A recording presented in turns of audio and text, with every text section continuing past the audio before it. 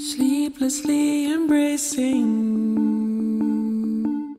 butterflies and needles line my seamed up joint, in case I need it. In my stomach, on my heart, chainmail, hunger of the pine.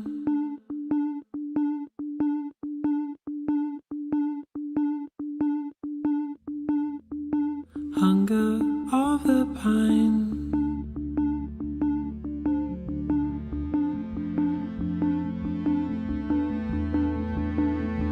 Sleeplessly embracing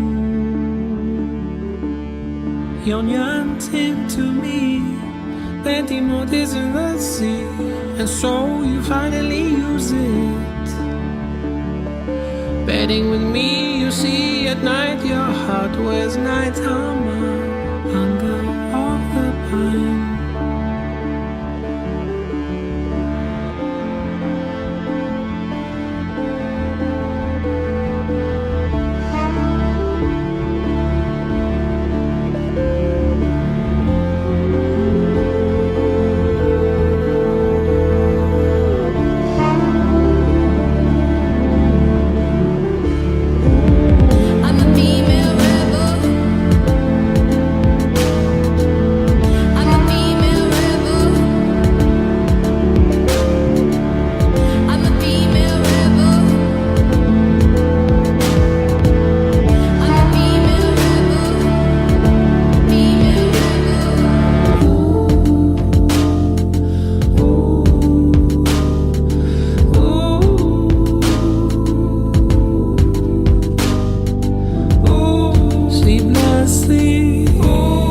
Embracing you, realization grew on me as quickly as it takes your hand to warm the cold side of the pillow. I'm there for you, be there for me. I'll hum the song the soldiers sing as they march outside our window. Hunger of the pine.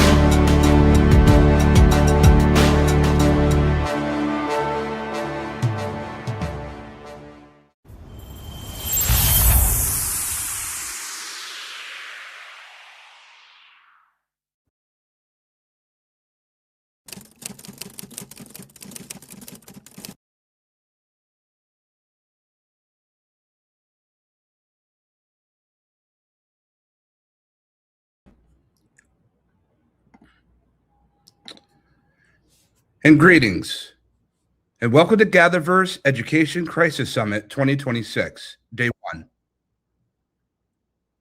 We're very happy to be joined by all of you today from around the world at GatherVerse.live. From around the world, meaning trans-metropolitan, transcontinental, you've arrived once again for our 42nd Global GatherVerse event. GatherVerse meets at the intersection of humanity and emerging technologies, humanizing conversation and technology both together. We meet under the banner of the distinct focus of accessibility and education, equality, community development, safety, privacy, wellness, ethics, trust, with a dash of compassion,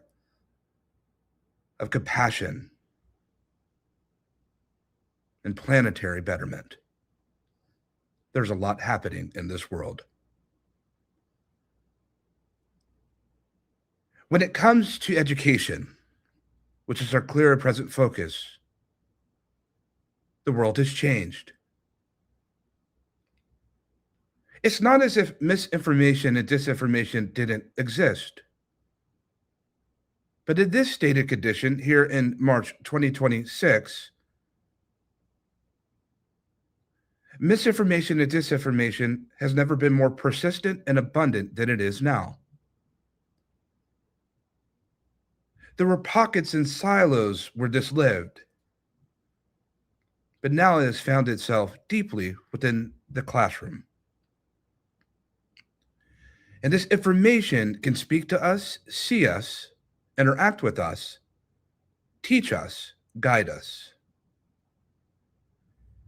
These machines, these foundational models, world models, transformers, machine learning and deep learning and neural nets,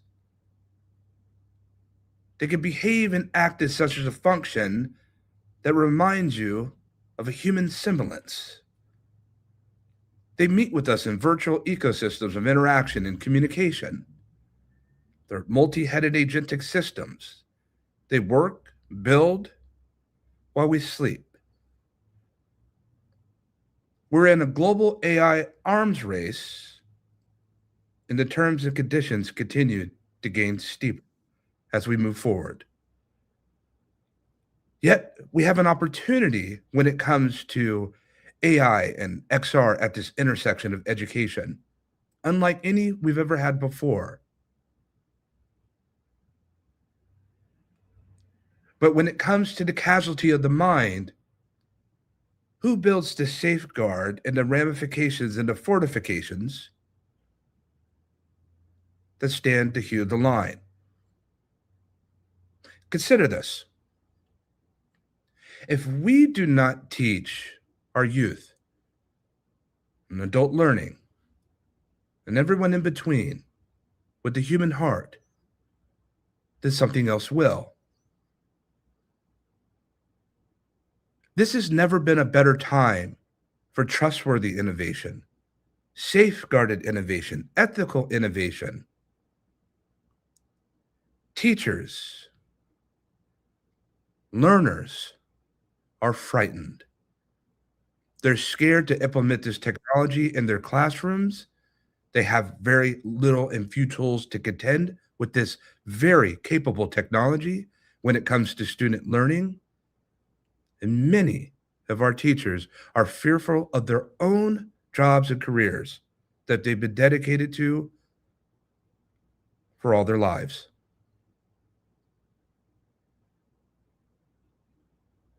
We are giving up something when we're taught by models and we use our own reasoning less and less more, our own judgment less and less more.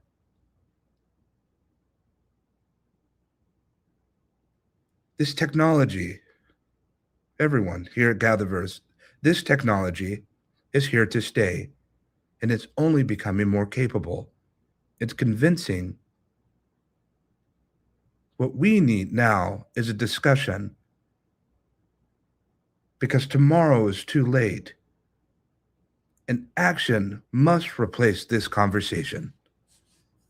I've assembled a global gathering of expressions, of hearts to assemble with us, to digest this, to take a deeper focus and a look at it. We're not here to sell products. We're here to enhance and, by goodness, extend humanity. May our gather be well.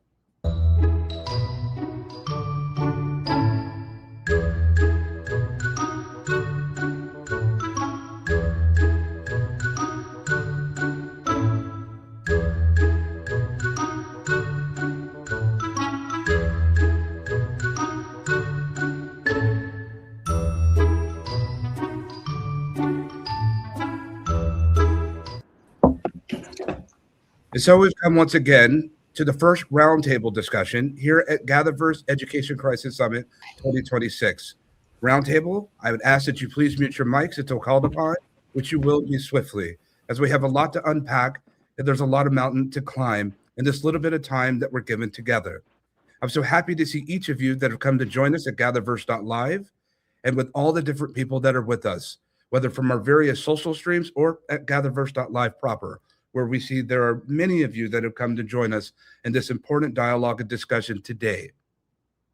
Now, how we'll go is a bit of rapid fire sensation. We will be on and off on the questions that you see before you. We have a lot to unpack together, and we want to extract as much of the marrow as we can in this particular discussion. I know that each of you and many of you are returning here, and we're so happy to see you, and we're happy to have you join us. But we want for the audiences that have never had the opportunity to hear from you and to see you, for you to once again introduce yourself. And in this time, we'd like for you to briefly introduce yourself and to let us know what inspired you to be here at this particular summit in this particular hour.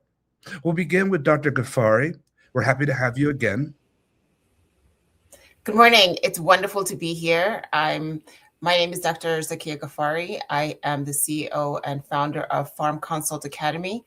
I myself am a pharmacist, and I've done higher education teaching for a number of years.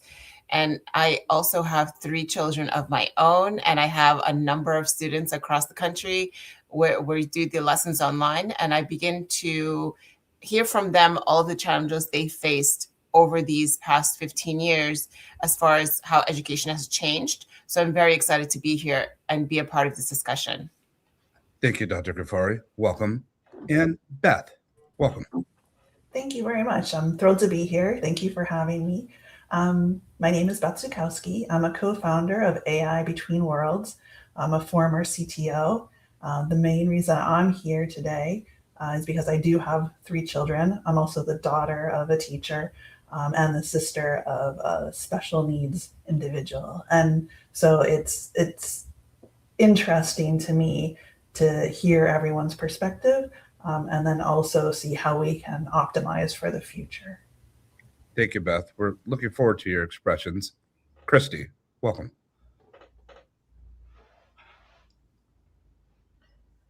Thank you, everybody. I'm really excited to be here with you today. My name is Christy Straw. I'm the founder of Lighthouse Leadership Consultants. The majority of my work is focused on trust and leadership, and honestly, what it takes to help people and institutions stay credible and also legible under pressure. And so I'm really here today. And what inspired me to be here today is because I'm really interested in closing the gap, which I believe is actually growing at the present time in our world, between many institutions which were designed to create human beings. And we need to get back to that in order to thrive. And education is one of those places where the gap is super visible. We're asking people, honestly, to operate inside systems that often feel outdated, while the world outside, as Christopher already alluded to, is changing at incredible speed on all fronts. That tension really matters to me, and that's why I chose to be here today. So thank you for having me. Thank you for standing on business. And I just heard a puppy. Thank you, Christy. Welcome to the puppy. James, please. Hey, everybody. Thanks for having me, Christopher. Great to see and hear your voice.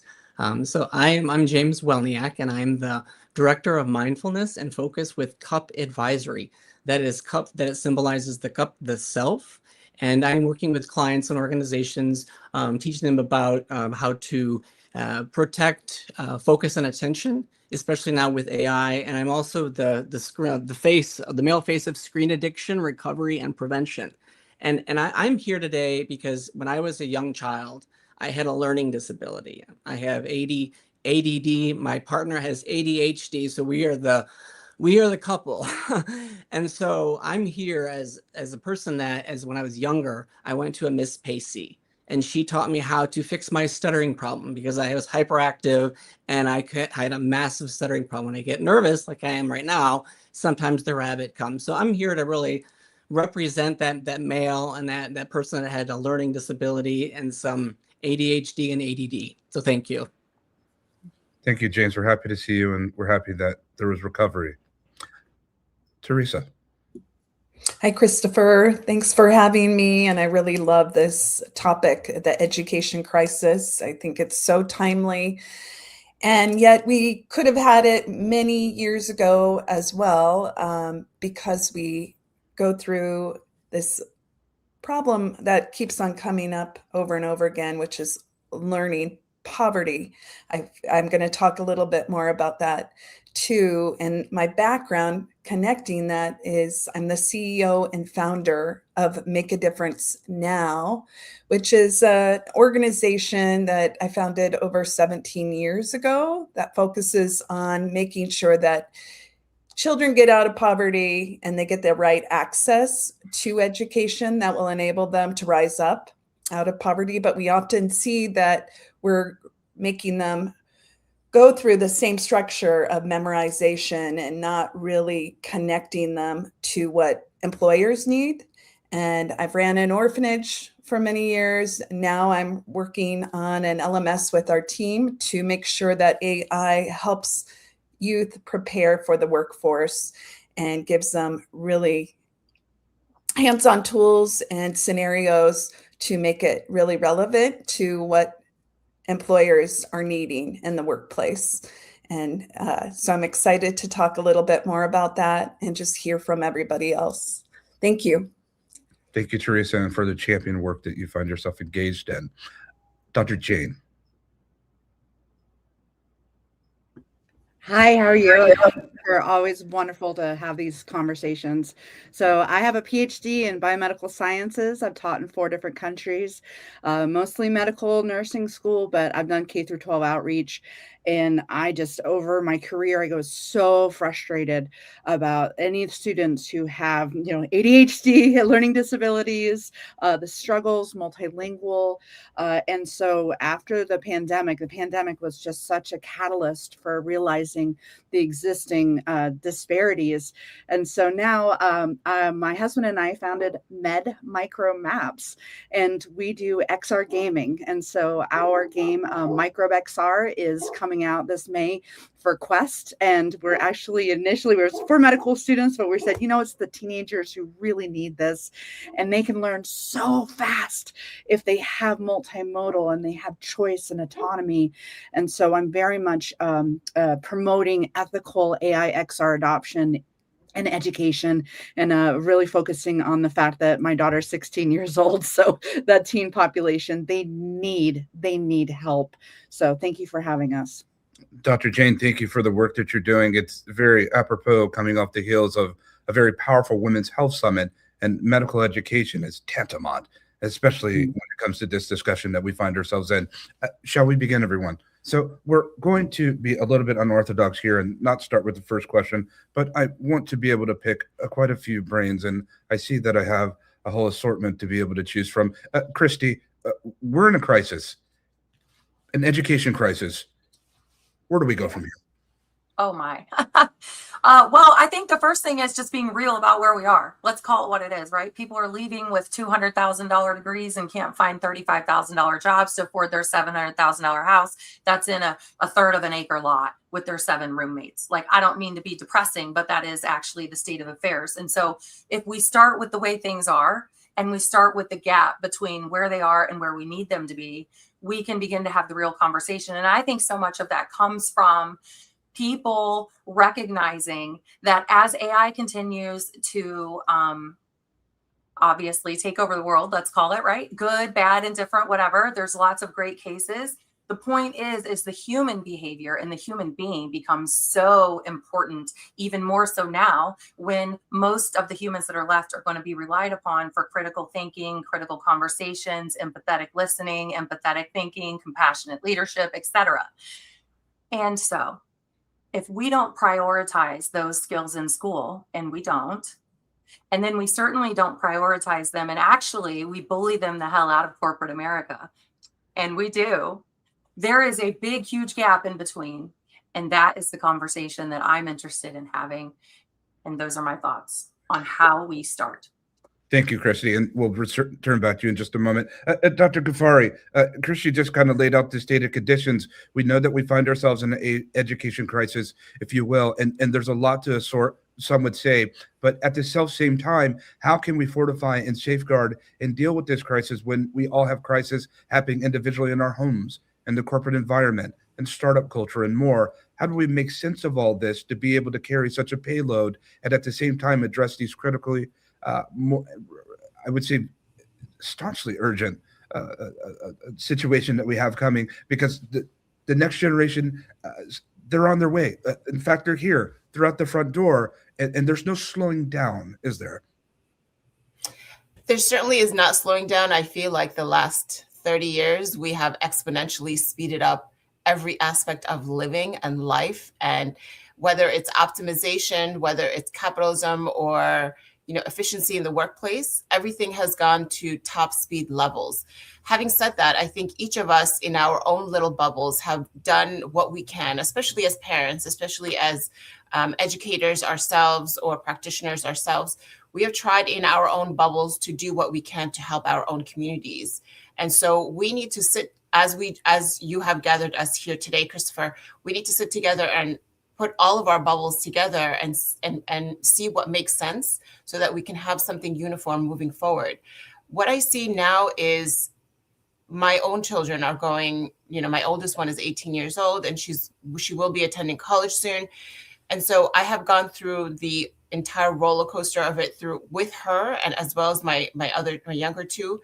And although it might feel overwhelming to those on the outside, but for those who have been in the trenches from day one, from kindergarten upward, we see where the system falls short, and we see where we need more support, and we need more community, and we need more ideas to come together. So what I see is we have a system where everything is based on not necessarily merit thinking or critical thinking. It's based on pure memorization, as was mentioned in the past, but it's also based on how you're grading and what numbers are you getting, and are you an A student but not being tested on, do you understand what you're actually answering? Do you understand what it is that you're reading? Sure. And if we don't have that type of critical thinking encompassed in all of education, whether it's math or any other subject like history, which is very important, then we're becoming like another version of AI, right? Where it's artificial intelligence instead of who we are as humans, which is we have actual intelligence. We can take facts and we can take history and we can take numbers and put it through our own unique brains and come up with something that's creative and that's different, that will help all of humanity, instead of spitting back what ChatGPT, for example, will spit back to us, which is exactly what it has been taught to say. So what I want to see for the future of our children and for humanity is to go back to our roots, really, where we were thinking more in terms of individuality and our own personal thoughts, and how if you are told this color is red, do you simply say, yes, that's red, and then you leave it at that? Or do you sit there and think, how do you know it's red? How come, what if I'm colorblind? What if this person is seeing a totally different shade of red than I am? If we don't have these types of conversations and we don't leave room open enough for students to be able to comfortably talk about these things, I think we are going down this path of exactly why the education system was institutionalized 100 years ago. We're just making and producing more workers for the system, but not individuals who can think on their own. So the minute that you're out of that system, out of that pathway, and you have to think on your own feet, everything falls apart. Well, right? let's We don't talk have about this thing. Well, let's we talk don't have about survival skills or critical thinking at all. Sure, but we talk about this thing falling apart, and we talk about having these conversations, but many people don't know where to begin, Dr. Ghaffari. Beth, we'll come back to you, Dr. Ghaffari. Beth, Yes. where do we begin? We talk about our youth.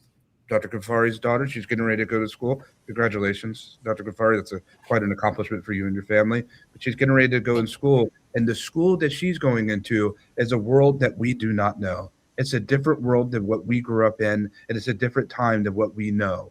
Beth, where do we go, and how, more importantly, do we see from the eyes of our youth? Well, I think it's kind of interesting how things have not changed in a lot of ways between when I was growing up and getting ready to go to university, and I now have two children in university, and it's interesting to watch their paths, and each child takes a different path because, as you were saying, each child is an individual. And now this is very US centric, I'll say. But, I know that the way that the kids are taught is going to be very different depending on which university they go to, and then what the outcomes are. But one example is, my son's school is very focused on co-ops, and it's very important that the kids all get opportunities to go out and work in the real world. But they're finding that it's harder and harder to get those roles, that the companies aren't opening them. And I would say a big opportunity is for companies to leverage the schools, to leverage the universities, and to partner with the universities more and more, so that the kids are coming out with the right skills. Even with AI, I would argue that a lot of college-age kids don't know how to use AI to help them with their studies, or to help them with really understanding the material. And there is opportunity there. Yes, obviously there's risk and there's some problems there, but I do see a lot of opportunity with AI. And I also see a lot of opportunity for partnerships with the companies as they evolve and the markets, and how they can bring students along so that they have growth potential, so that they have earning potential, and so that they can be a stronger member of the community. I know that would be ideal for companies and corporations, and thank you, Beth. I know, audience, that it would be ideal for companies and corporations to partner with these educational platforms for youth to be able to have smooth landings. But it seems the reality is that corporations, many of them, aren't necessarily interested in partnering with education when it comes to youth, because they're not even holding on with grasping on the idea of all the attrition that's happening in these companies and corporations. They're not even holding on to their own people, let alone seeking new people. They're making deals when it comes to machines. And we see this happening more and more. And the cold, stark reality is we have to ask ourselves, Dr. Jane, when it comes to education, what are we educating for? I just heard Dr. Ghaffari briefly talk about the fundamental reason that we have these educational institutions in the first place, but I believe that that's being challenged and disrupted, because the idea was that we would go in to get an education to make something, to be able to have more of a persistent life in this environment, in this republic for us that abide here in the West and elsewhere. But if that's being disrupted, where do we find ourselves going to next? And the reason that this is so important for you, Dr. Jane, is because you happen to be in a very thin vertical where if education stops, we stop, because medical education is one of the most important, at the top of the list of the order for where it is that we find ourselves in.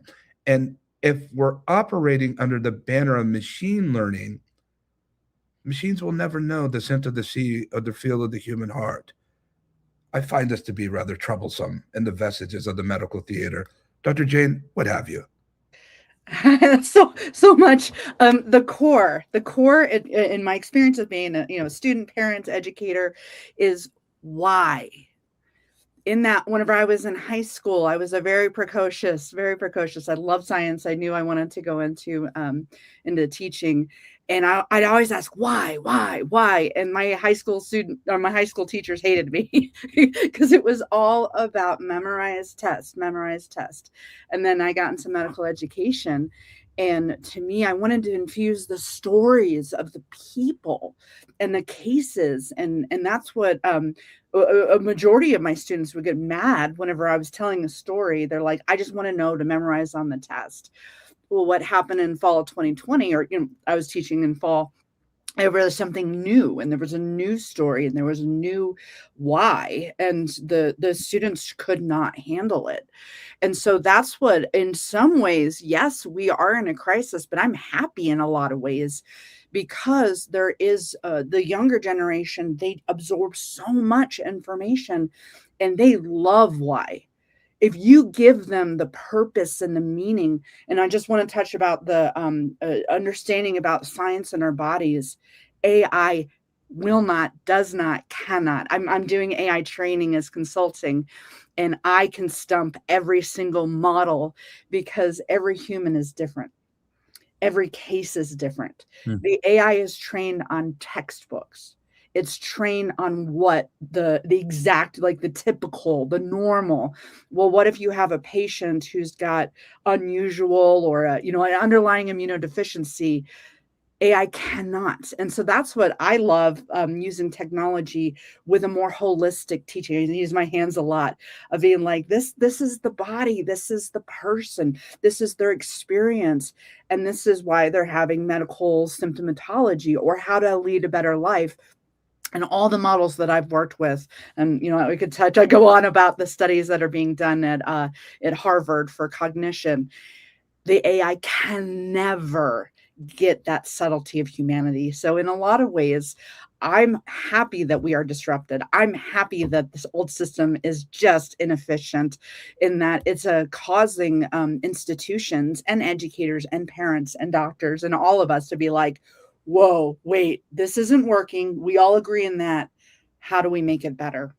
Sure, I favor this disposition as well. This position, I should say, of disruption here in Silicon Valley. I know that it's frowned upon, but as an accelerationist, I think that it's absolutely necessary in some ways to get to something better. And we must admit, in some regards, or perhaps in many regards, artificial intelligence has been a strong accomplice, and it's helped in many aspects of science and biomedical discovery and laboratory reproducibility, so forth and so on. And so, Dr. Jane, we'll come back to you in a moment with that. But Teresa, I want to go down to more of a granular level with the consideration of what Beth and Dr. Ghaffari has expressed when it comes to our youth, and that Christy has also expressed when it comes to crisis. I hear that. I hear education. I hear youth. I hear crisis. And while on one hand, disruption is favorable for many, so it helps to be able to take that which is old and replace it with something better. I like the idea of that. I'm fine with disrupting and replacing the system. I'm not fine with disrupting and replacing our youth and their core faculty of function of thinking and judgment. Because I think every time we use these machines, we're sacrificing something that we're given since coming from our mother's womb.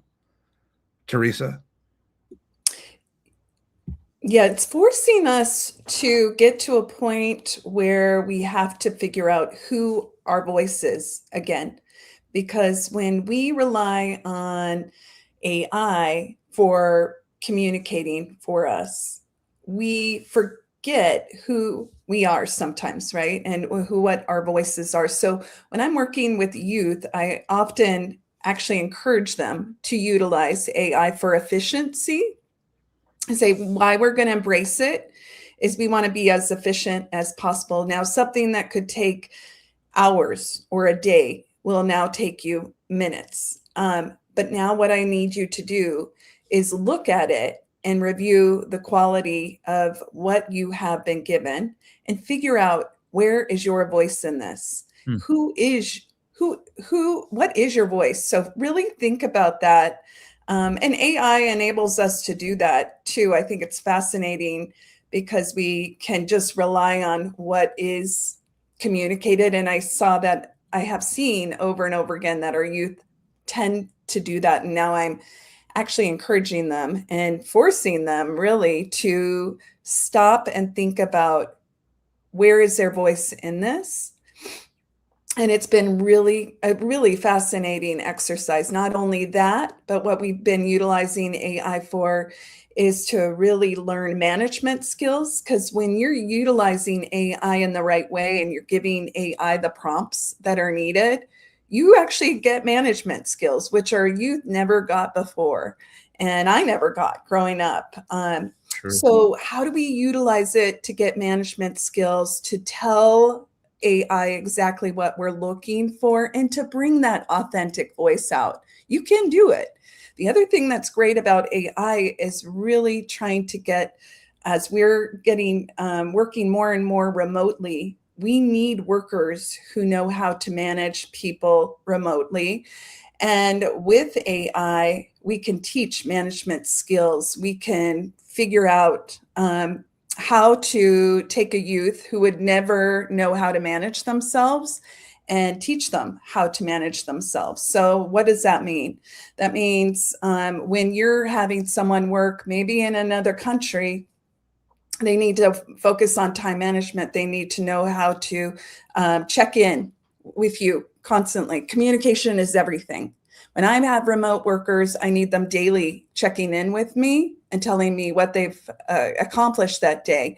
That's something that we didn't need as much before. And now it's forcing them to stop and go, okay, what do employers want? Employers, when you're working remotely, you need someone to be constantly following up because you're not in the same room as them, right?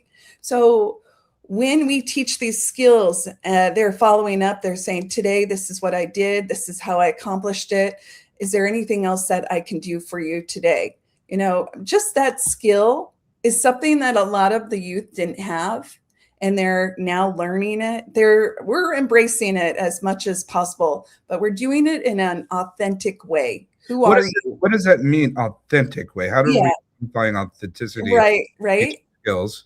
Yeah, you have to dig deep. It's not easy with AI, but for example, youth that were sponsored through our program, giving updates on how they were doing, were once here, we would see their mistakes, right? And now they're all sounding like robots. So, which is awful, which we have to stop and we have to go look at how everybody's sounding the same. Who are you? What's your voice? Let's dig into that. We don't want to lose you, right? This is how you were before. Let's bring that back again. Doesn't mean that you can't use AI, but I want you to start with who you are. AI is going to be used to make it flow and correct some of the mistakes, but you need to pay attention to what those mistakes are and learn from it. But Teresa, I have to ask: are the youth receptive to that? On one hand, it seems that we're bringing balance. One hand, there's AI skill and development. The other hand, human integration as the follow-up. Love that. Yeah, I love that you asked that. They weren't receptive to it at first. They really wanted to it sounds so much better. AI sounds better than me.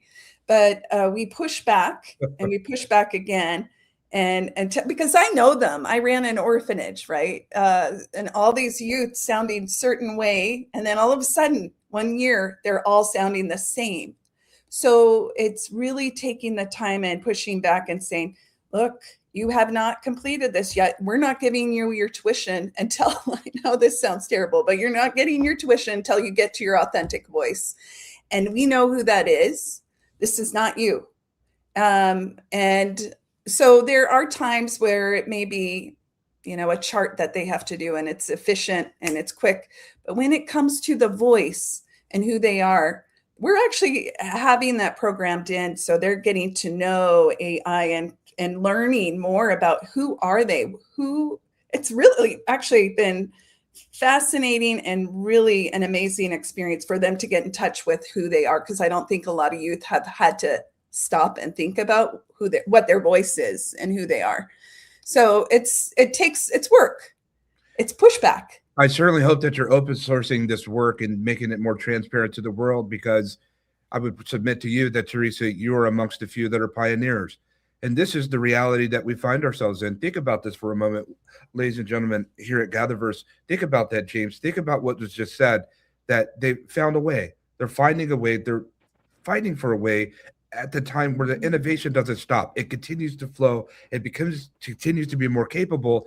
And the youth, and many studies are showing, contemporary to our time, they would rather hear from the machines than humans in a lot of ways when it comes to learning.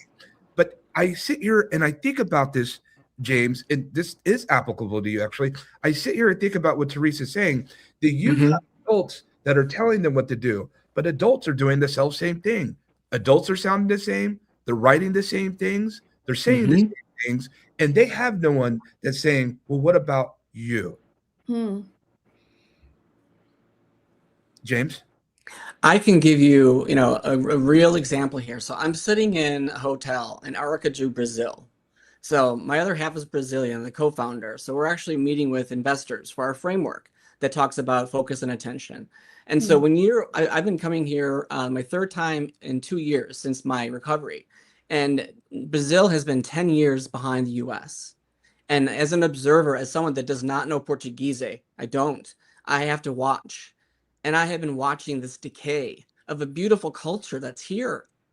And it's because of the phone. I see it. And so we are actually talking with licensed therapists as well as with educators in Brazil, because they're open to spirit. They're open to new ideas. and not the old ways, because we're still teaching information transfer. And when you are a person that struggles with anxiety, your standardized test system is going to fail because your attention is broken. Your focus is broken. I'm patient zero of that. Many people struggle with that test anxiety. And so that's really what our framework does, is that it teaches you to be resilient. Like even before coming to this, Christopher, if I may, I did one of our breathing techniques that handles that inner rabbit, that gets you, shuts out that voice, shuts out that, I am not, and then you just rise. And so this is what our framework does, is that it teaches people how to be present within themselves and be comfortable within their body, because distractions are much, much worse than I was a child.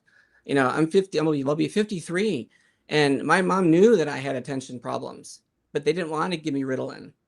And so they went through it, and so they reduced distractions for me. And so I can't even imagine when you have it on the roads, in the cars, and I see it here more now in Brazil, especially Sao Paulo, but even the smaller towns, Christopher. And so that's why we're here, is that we are sharing our program to other countries that would be willing to pilot this, and investors, because look at it freaking works. You know, I sit here and think about it. That's what you're saying under the sound of your voice, James, as well as everyone else's. And thank you. We'll come back to you in a moment, Christy. I sit here and see hear these expressions, but I look at each of you, and most of us have been in an experimental phase, haven't we? We've come through what we say Web 1, Web 2, certainly Web 3 and beyond, but Web 2 meaning centralization of social media communication. That was all experimentation, really. It was.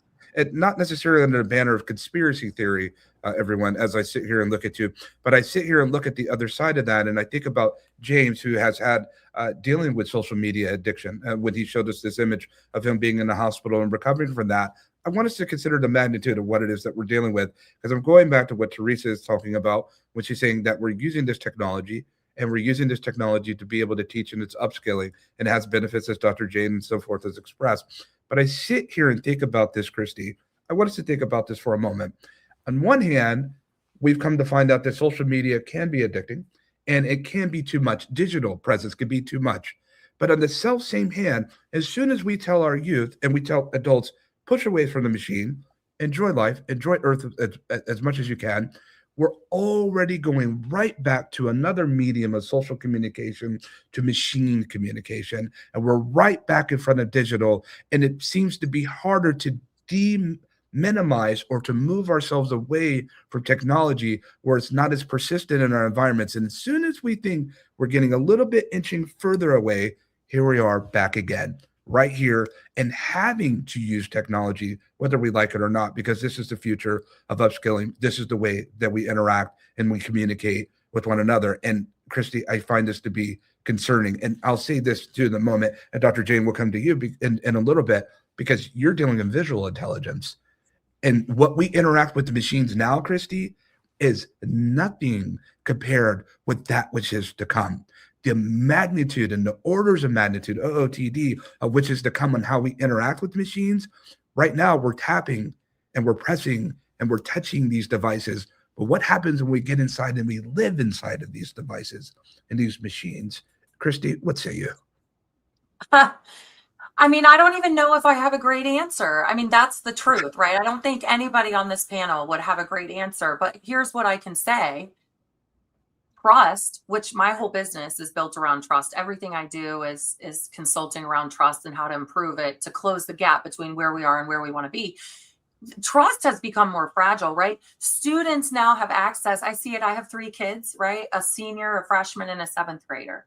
So they have access to more information and more alternatives, and honestly, more visibility into whether an institution or whether a person or a business is truly serving them, or whether they're just capitalistic in nature, whatever the case may be.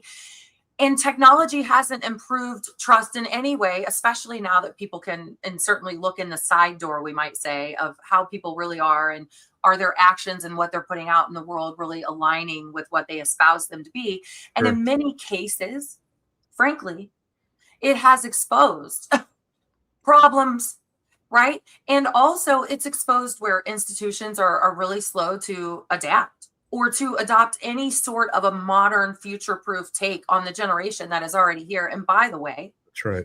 raised by women like me and others who are on this call, they don't want the same thing, right? So that's a problem. It's a broken structure, right? Authority is a problem. Resources are a problem.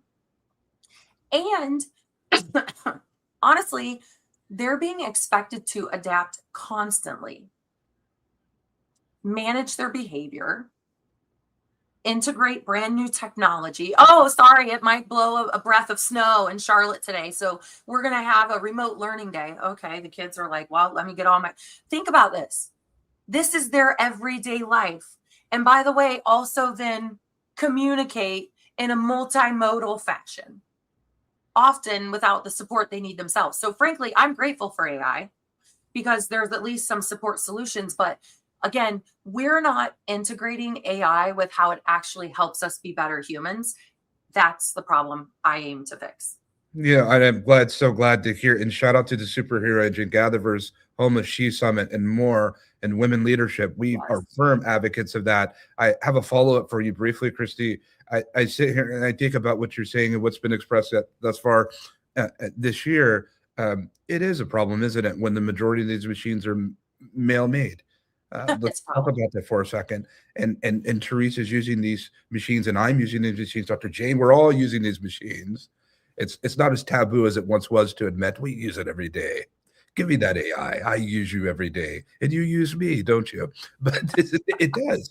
We're just using each other. But Christy, how do we take on this challenge? And Dr. Ghaffari will be with you in a moment, I promise, and Beth as well. How do we take on this challenge when the machines themselves don't have a semblance and a better understanding of what's needed for women? Oh my.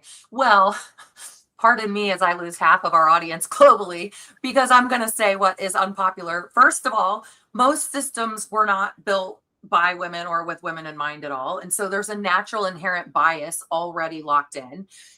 We do have some great organizations that hire some others and myself to come in and do beyond the bias training and how to look at how you are already introducing bias and it already is prepackaged and introduced when we get it. So one, awareness. Say the damn thing. There's bias in it. Say that you use it. Say that you would like to fix it. Say that you know there's a known issue and a root cause and we're going to fix it and do some training around it. And then actually do it. And even more bonus points for any of those with corporate dollars who would like to care about these causes outside of the month of March. Well, you haven't lost half the audience and you've gained more. I can attest to that as we see those that are still arriving. And we have many, and thank you for all of you that are joining us on GatherVerse.live and our various social streams. We're very happy to see that you care such about this topic. Dr. Ghaffari, I would lend the same to you as to coming off the heels of what Christy just expressed. It seems to me I don't need the preloaded question. What have you? I think Kirsty brings up some incredibly important points, as do each of you actually in this discussion. What I would like to see is the way we used to train the youth in life and as well as being a part of the economy and the social structure was we had mentorships, we had apprenticeships, we were like role models to them so that they didn't have to figure things out on their own in a bubble that didn't involve anyone else. The expression goes that it takes a village to raise a child. And truly, that's the same today. I mean, we lived like this for thousands of years. In the last 50 years, things have changed exponentially, but it doesn't make us any different than who we were in our DNA from 200, 300 years ago. And so whatever the system that we have now that is broken, in my opinion, because it doesn't integrate you as a human with a tool that is AI. We are not given the right ways in which to use it as a tool, and not to say that this is going to be like my right hand and I can only rely on this. And if I don't have my right hand, then I can barely function, right? That's a problem that I see, where it's not being used as a tool, it's being used as literally a part of you. And so when we move forward and we get into this space of how it's not. Wait, but Dr. Ghaffari, when you say that part of you, I don't want to smooth that over. Extract that some. That's a very powerful statement. Okay, so this is how I feel, because it doesn't affect just our youth, it affects us as adults as well. And we as adults, as you mentioned in the past, in the recent past, we don't have someone else telling us, hey man, you're addicted to your phone, so maybe you should get off of it. Maybe you don't need to do that for 6 hours a day. Meanwhile, we, at least our youth, have us to say, Sure. you know, we will help you along. But at the same time, when you get into this position where we're going now from AI, which the last 2 years has integrated into all aspects of life more than ever before, and pretty soon we're going to get into, you know, VR and everything virtual related, where you have glasses on and you see a whole different world and you're living in a metaverse. The thing we need to understand is that our biological human brain does not understand the difference between a projection or reality. So, and I'll give you an example of this. There was this ride, we were on vacation, there was this roller coaster ride where it was just a row of seats. There was no roller coaster. It was a row of seats that were movable, and they gave us headsets to sit while you enjoyed this roller coaster ride, right? And I thought to myself, before I sat in it, I said, I'm gonna know the difference. This is silly. I'll just probably enjoy the seat going up and down, but nothing else will change. When I tell you that I saw, in fact, what I had read in theory before my eyes, I put the glasses on, and this was a roller coaster ride that went through Jurassic Park. So you're going underneath the dinosaurs and above all these different trees. And then at the end, there's a T-Rex that literally tries to eat you on the ride. I was terrified. And every person that was on that ride were screaming at the top of their lungs. But you know that this isn't real, right? But your brain doesn't know the difference. So if we are integrating things like this, where it becomes a part literally of us, of our thinking, of what we see, of what we how our brains function, if you don't have something built in where you understand the difference, that this is a tool and this is not part of your reality, but this is supposed to be something that'll help you to be a better contributor to society. If you don't understand that, then truly this will be like, what do they say, transhumanism, where you become a part of the machine doesn't become a part of you.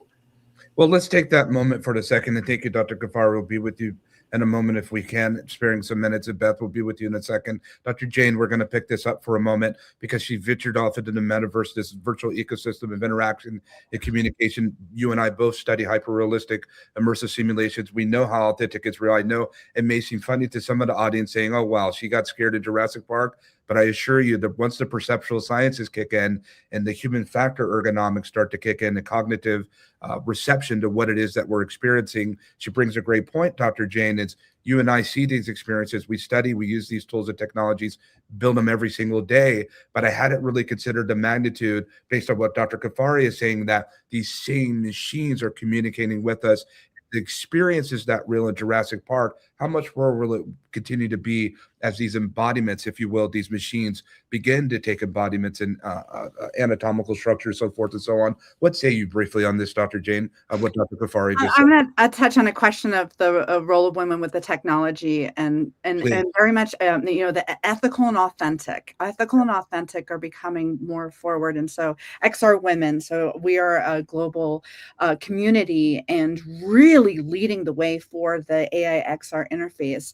I've studied the neuroscience of learning really to be a better educator, but led us into this development. So, my husband and I are in headsets all the time. We're doing game design for the betterment of the younger generation. And you have to have ethics and authenticity. And so that's actually in the design. So we're doing mixed reality, multiplayer. And when you have real people and you have real stories, it becomes so much more meaningful. And so that's what I'm personally excited about, the smart glasses and the true metaverse that is on our extended reality that's happening. But what is really resonating and really has users and learners and players being really, really tapped in is when you have real humans. And so in that, we are a very tech house. And so in headsets all the time, I'm on the computer. I got my multiple agents going at the same time. Sure. But in my life, I embed real world connections. And so I go into classrooms with our headsets. There's no internet. And so the gameplay is us in the moment right there. And there's not the sort of the theys what have you. I go and I walk my dog all the time. I might show my phone for a demonstration for our gameplay, and then I put it down. And so I think that that's something, just a general statement in all and everything that we do, is that using tech for good, and tech for good, the humanity and the humans are the center of everything. And so all the other ones are just they're peripheral. They're our Ask Jeeves. Thank you, Dr. Jane. And we'll need people such as yourself that are on the front lines to communicate and convey this teaching of those. Just because you build this type of immersive, powerful technology, it doesn't mean you have to live in it, and that you advocate from at times staying away from it. It says a lot to me ethically about the work you're doing. Shout out to the XR women.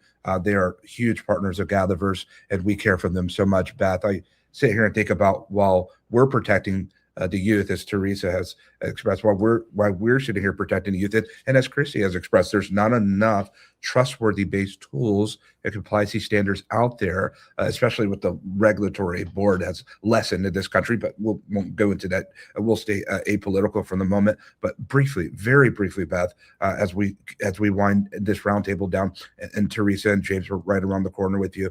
Beth, very briefly, while we're protecting the youth, who's protecting you? Well, hopefully we've all grown up in a place where we understand, we have good judgment. We understand how to use critical thinking. We have those skills already. Now, that might be a very broad assessment, and certainly not everyone has the luxury of having that. But I do believe that because we, and certainly my generation, grew up with people, right? So we understand what trust is. We understand how to trust people. We understand that gut instinct.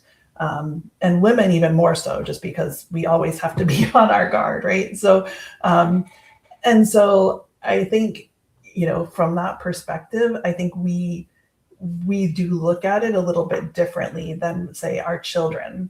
Sure. And I know when my kids first started going online, my advice, and even what I tell my parents today, is do not engage with people you have not met in the real world. Yeah. So, I mean, I think, it all boils back to that human connection, and is it real? Thank you, Beth. That's very powerful. Let's not surrender our human judgment that we have, and we do carry a bit more responsibility, James, don't we? When we go from social media addiction to now subsequent prospect of machine addiction, let's just call it what it is. And I can't remove myself away from the thought of what Dr. Ghaffari just expressed about this machines become more as common as our right hand, and it's a part of us. And what happens when you attempt to remove that? We did see when GPT 4.5 changed, or GPT 4.0, and many people felt so emotionally disrupted themselves because they had some line of fidelity with these machines. But we're saying we have to move on, and your relationships are subjected to an algorithm. James, real quick and very briefly, Teresa, we're coming right to you. How do we start to be able to fortify ourselves with more safeguard and production when it comes to how we interact with machine intelligence?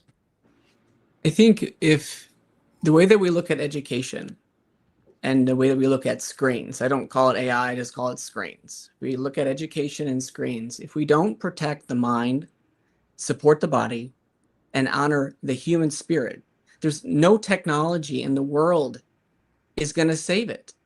So we actually have to teach technology to teach us that what Dr. Zakari, you were saying, is that with mindset and with technology and with your subconscious, and before you go to bed, and how you wake up and how you commute to work, what you're listening to, all that affects your mindset and your mood and your attention. So educators have been carrying the heart of these kids. And I remember my Miss Pacey. So educators need Miss Paceys that know about neuroscience, that know about the nervous system, that know about the stress. And it's not about therapy, it's just education. So that's how we change it. And we change it with our framework. Got to plug it, but that's really where it is. It's transformation. It's teaching kids. And there's so much neurodiversity, so much more about attention and focus. And when you got screens moving on the streets, Sure. and when you walk into a gym and teaching kids how to own their attention, you see it pulling, don't stay. It's a muscle. It's a strength. It's like a fitness class for your focus and attention.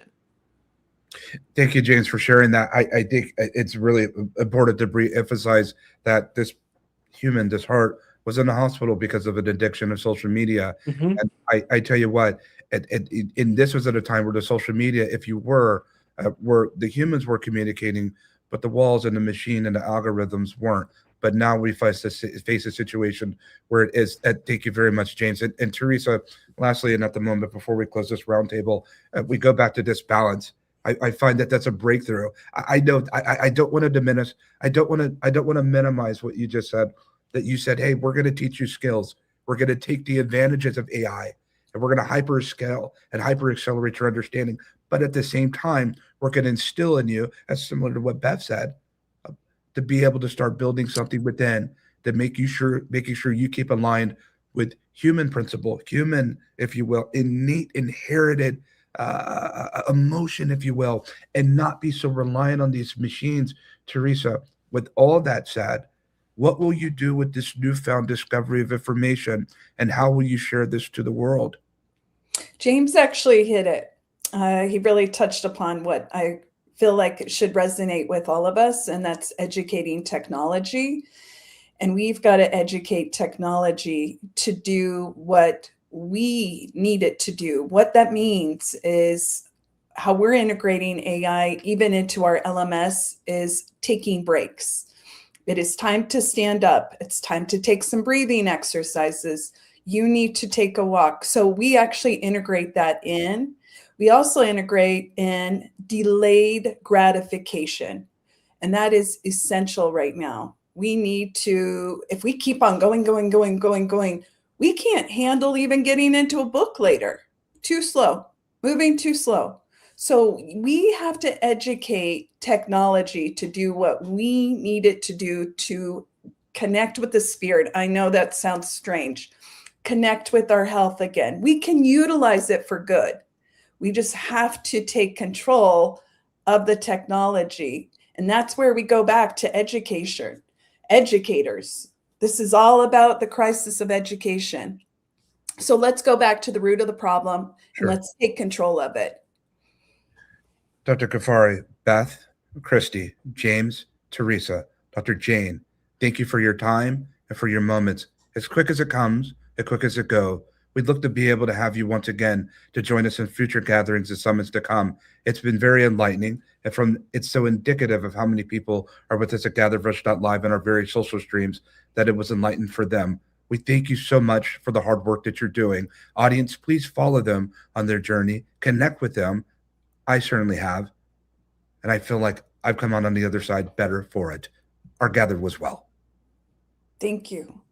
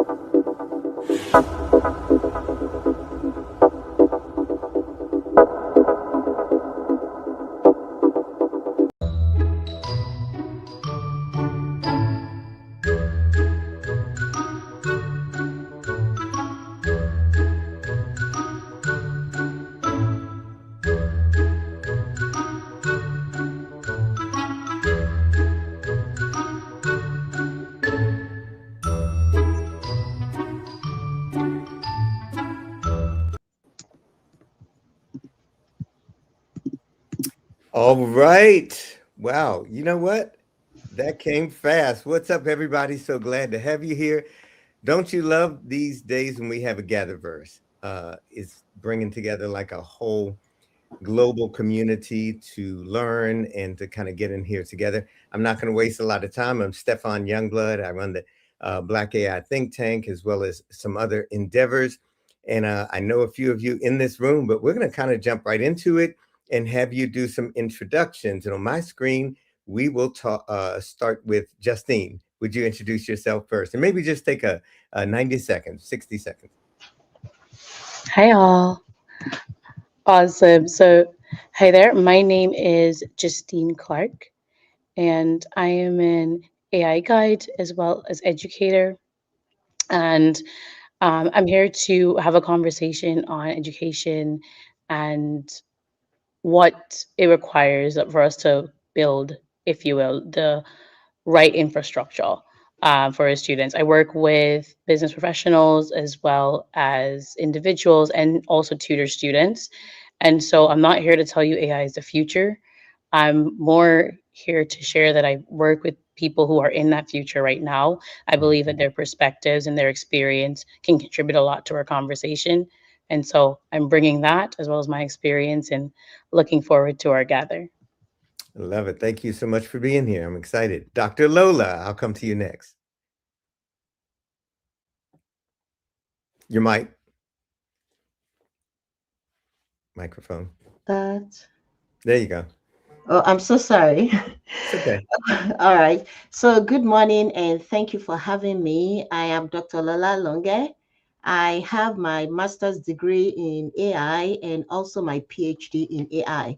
So, I'm an AI professor. I teach across multiple universities, and I'm the founder of Trust AI Chain, where I focus mainly on responsible AI literacy, and how to prepare humans to think and work in an AI driven world.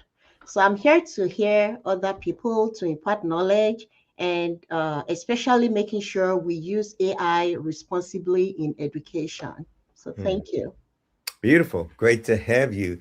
I can hear AI saying, as you say that we're going to prepare AI, AI is probably saying, and we'll prepare you also to think. We'll talk about that. Eli, next. Can we have you?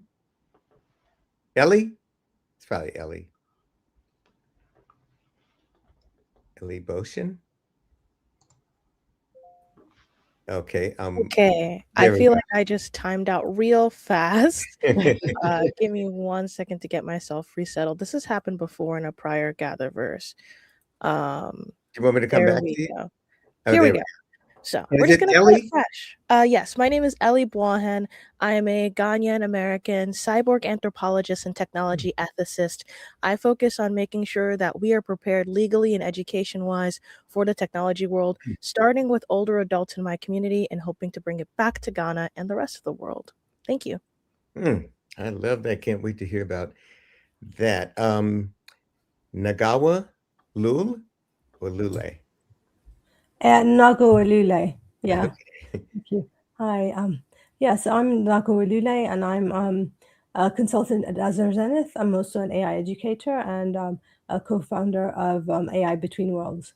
And I try to make sure that when we teach AI, I would be doing it in an ethical manner, make sure it's done responsibly, and it's like in a culturally intelligent manner as well, like location specific, and that basically we're making sure we're not leaving anybody behind. So yeah. Love it. This is great. And lastly, I believe it's lastly, Ian King. Great to have you this morning. Yeah, thank you for having me here. Your mic is a little low. Maybe if you could bring it up. Can you hear? Okay, all right. A little louder. Hold on. Is it still low? No, that's good right there. Thank you. It's okay. All right, all right. So I am Ian Kang from South Korea. I am the founder of Haula, which is a hybrid online live education platform where students can learn from each other using presentation methods and discussing methodologies. Especially, I fully utilize cognitive science, like scientific ideas, logic, especially logic, I don't want to even mention like AI. Everybody uses AI, so I know AI is what accelerates and maximizes the learning outcomes. And like, even though the topic of this panel is also education crisis, I think I'm here to tell people that AI can actually like significantly narrows down the digital divide as long as we know how to use it properly for students, and we need to let them know, and then we need to help them because they're creative enough and they are not really knowledgeable or skillful when it comes to using AI or computers. Well, I'll have you share a little bit more of that when we come back to you. This is really fascinating. And we'll just start with the first question here. Is AI an infrastructure, a tutor, or a threat to traditional learning models? And let's go to, Sadio, I didn't see you. It's great to have you here. I'm sorry I didn't get you. Would you introduce yourself? Sure. Hi, I'm Sadio Jonas. I am the founder of the Academy for AI Strategy as well as AI Vantage Consulting, where I help leaders be prepared to lead their organizations through this AI augmented era. Love it. And it's good to see you. So we've seen each other around quite a bit. That's what this World Wide Web global thing does. We get to know one another. Justine, I'm going to bring the first question to you. Is AI an infrastructure, a tutor, or a threat? There's probably a lot that it could be besides that to traditional learning models. Okay, no, it's a great question. All right, so as an AI guide and educator, I work and I help people kind of like see and figure out what to do next, right? To your question about if it's an infrastructure or a threat or a tutor, I don't know that I would say that the threat is, I've heard like a concern that AI is potentially replacing teachers. I don't know that's the real threat. I think AI is exposing a lot about how classrooms are built, how it wasn't really honing in on like teaching critical thinking to begin with. So I feel like there's a gap that AI is gonna be shining a light on making something more visible. To me, if you're dealing with a classroom model where students, they have access to search tools, but they don't quite fully know how to interact with it, I feel like then that's a model that's broken. And so to your question, if it's an infrastructure, a tutor, or a threat, I feel that it's a threat in a sense, but there's an opportunity if we really look at what the light is exposing, like what the gaps that are being exposed. So, yeah. Yeah, it almost seems like some people here would probably answer all three. Really quick, if you can just raise a hand, who kind of thinks it is a threat? A little. Anybody? Oh, okay. One of you, two of you see it's threatening. Who really sees it as a tutor? Okay. All right. And infrastructure. I know you got to be one of those. Okay. Infrastructure. Let's go to Dr. Lola. You have a profound education in teaching, and this is your thing. What do you feel? And I think you should maybe indicate what grades, because your teaching really is a lot different for elementary to high school to college. So maybe if you could give us your perspective on that. Okay, so I teach graduate students, people doing masters in AI. Got it. Yes, those are the people I teach. So adult students. And I'll take that in mind as you do this. So for you, is AI an infrastructure, tutor, or threat to learning models? I would actually say is an infrastructure as long as it's used correctly.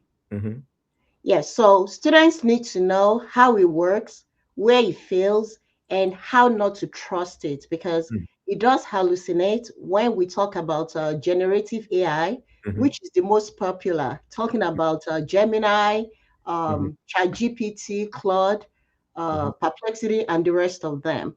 So, and this is where governance becomes critical. People should know how to use it and not just rely on it. We have come to the age where AI is so popular. We couldn't tell students not to use it, but they should be able to use it responsibly. When they do the assignment, the teachers are not there with them at home. So the thing is, I guide them very well. You can use it for your outlines, but don't lift everything that the AI has given you. You should be able to add your own words, do your own due diligence, and do a research. So I came up with a thing that when I give you an assignment, you have to be transparent.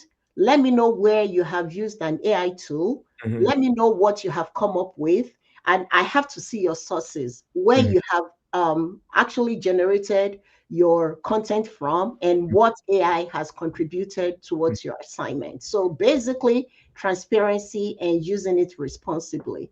In the year 2027, yes or no, do you think you will probably be using AI to check their work? Yes, I believe so. And when it comes to using AI to check work, I actually don't do that. I do it on my own. I check your references. So it's not like using AI tool to determine whether AI tool has been used. I don't do that. Got it. Got it. Yeah, this is good stuff. By the way, this thing here, this phone, this is a dependency and something maybe a lot of us are addicted to, and it really is the big culprit. We want students to not use that because we don't want you dependent on it. And yet this little thing here, they see our actions as adults, and it's sort of a conduit for all that AI is. I want to ask, we're going to just run to this next question because I have a few of them here. What does responsible AI integration in classrooms globally look like? Who is specifically in that place right now?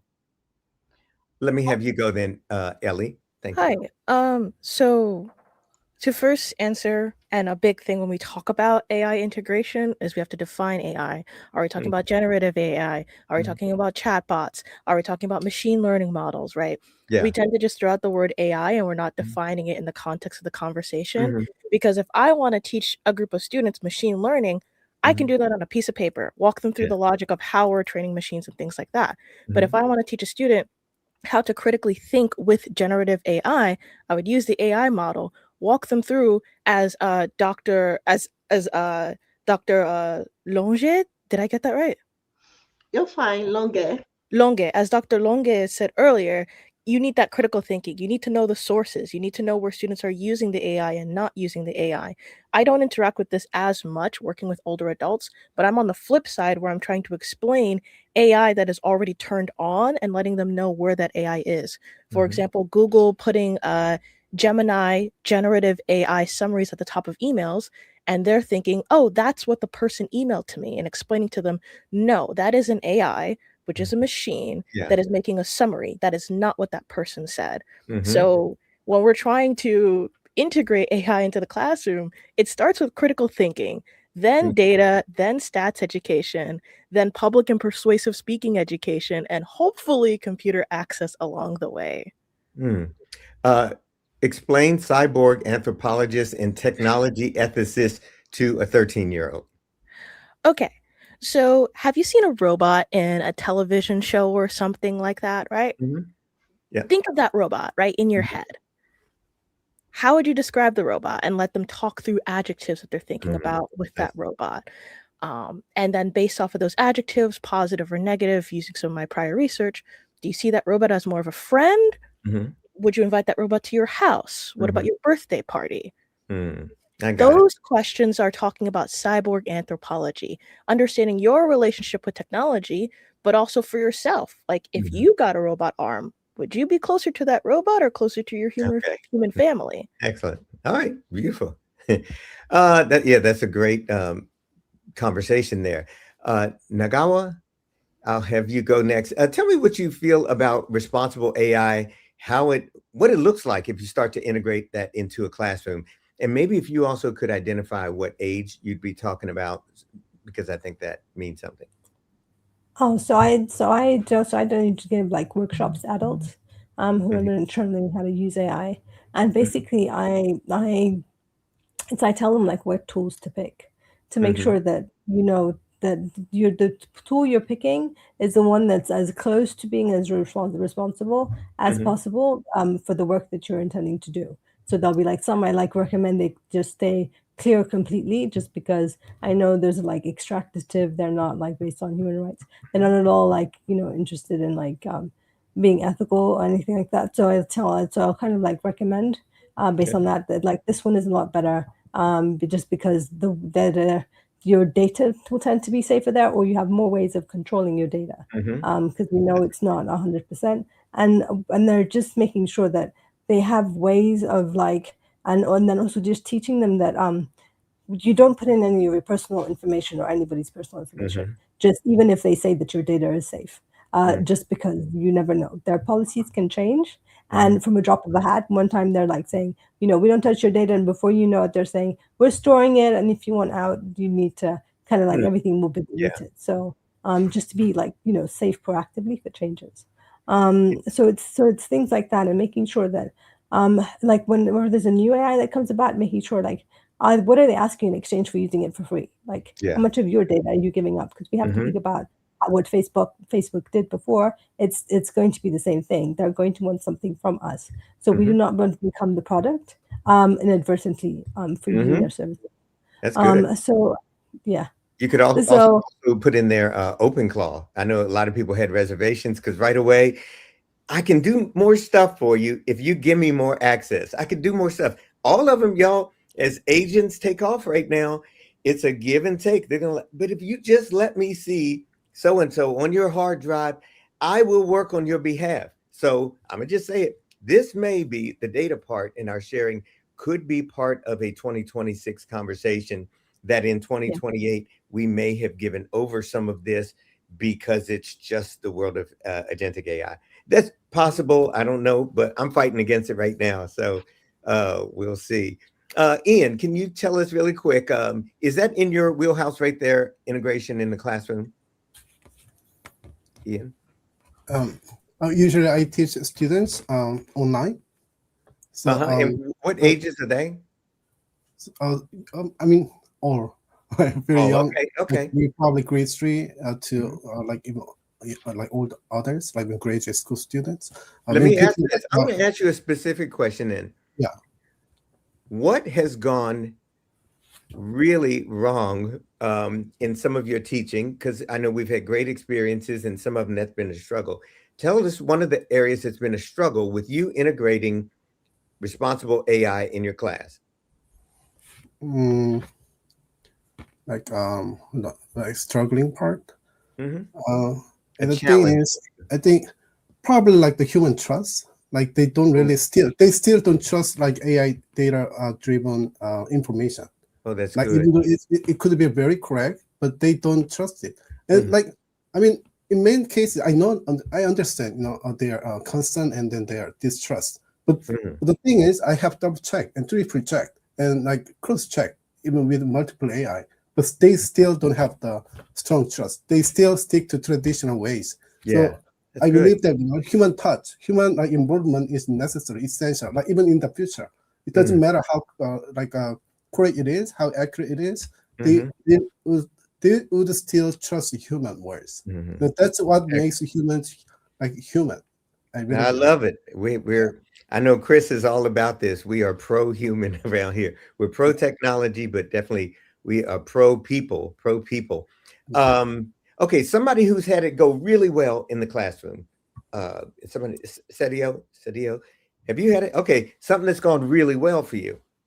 So I was helping an education administrator safely adopt AI. And one of the things that we worked on was having the teachers create more personalized learning material for students that were tied to the state standards. So one of the problems that the administrator was facing was that there was a whole cadre of students in her school that were below reading level. And one of the things that was really exciting was being able to create reading material that was individual to each student based on their interests. For example, like little Stall boys who were Academy. interested in cars. Yeah, so customized education for each student. That's great. Yes, and that went really well. And that was actually, we were also able to make it culturally relevant, right? And so that was a big success story. I love that, and that is it. That's the way to use it right there, so that we learn the best way possible. Justine, how do we prevent AI from widening global education inequality? And y'all, we got to fight against this one. Oh, okay, that is quite a question. So, how to prevent? You can do pass if you want, but I think you can answer this.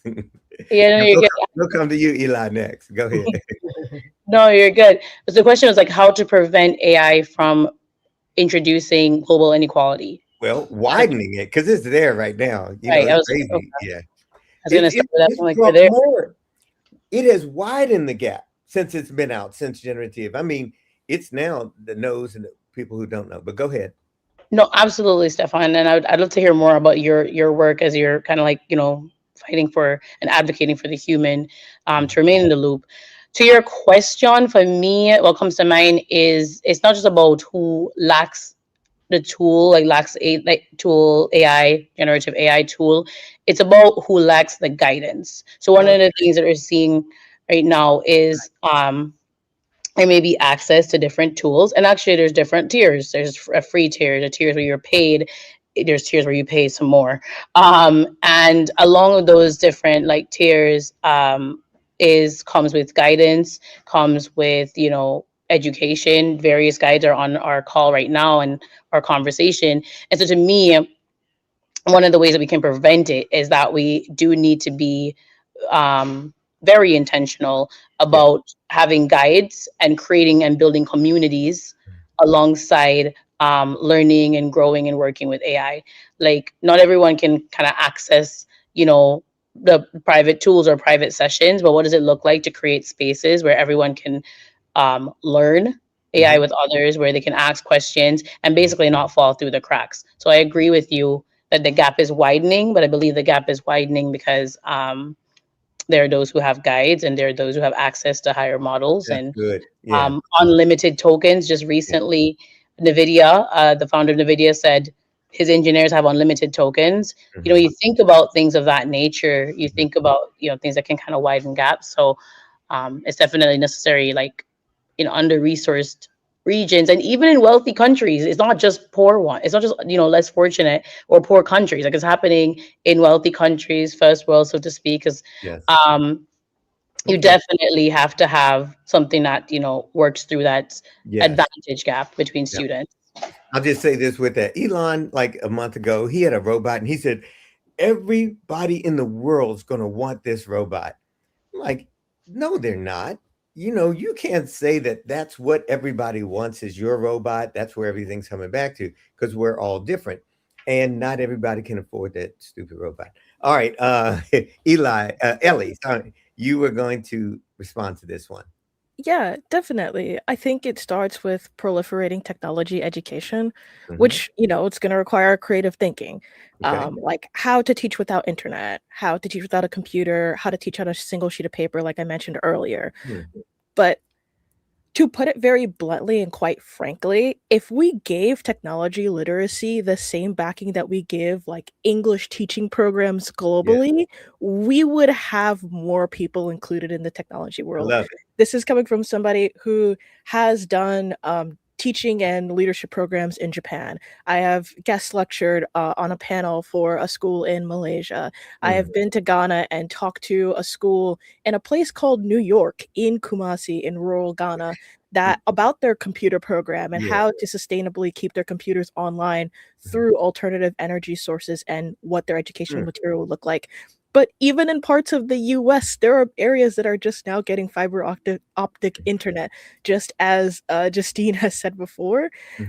Technology literacy is a global problem, but it requires us to recognize that there's already an existing education gap, and AI is just putting itself in that wedge and making it wider. Yes, there's people who do tutor themselves with AI, but again, that goes back to critical thinking to understand whether or not to trust the information, look at the sources, and if you are using AI, understand what you're using it for and how you're using it. So that's excellent.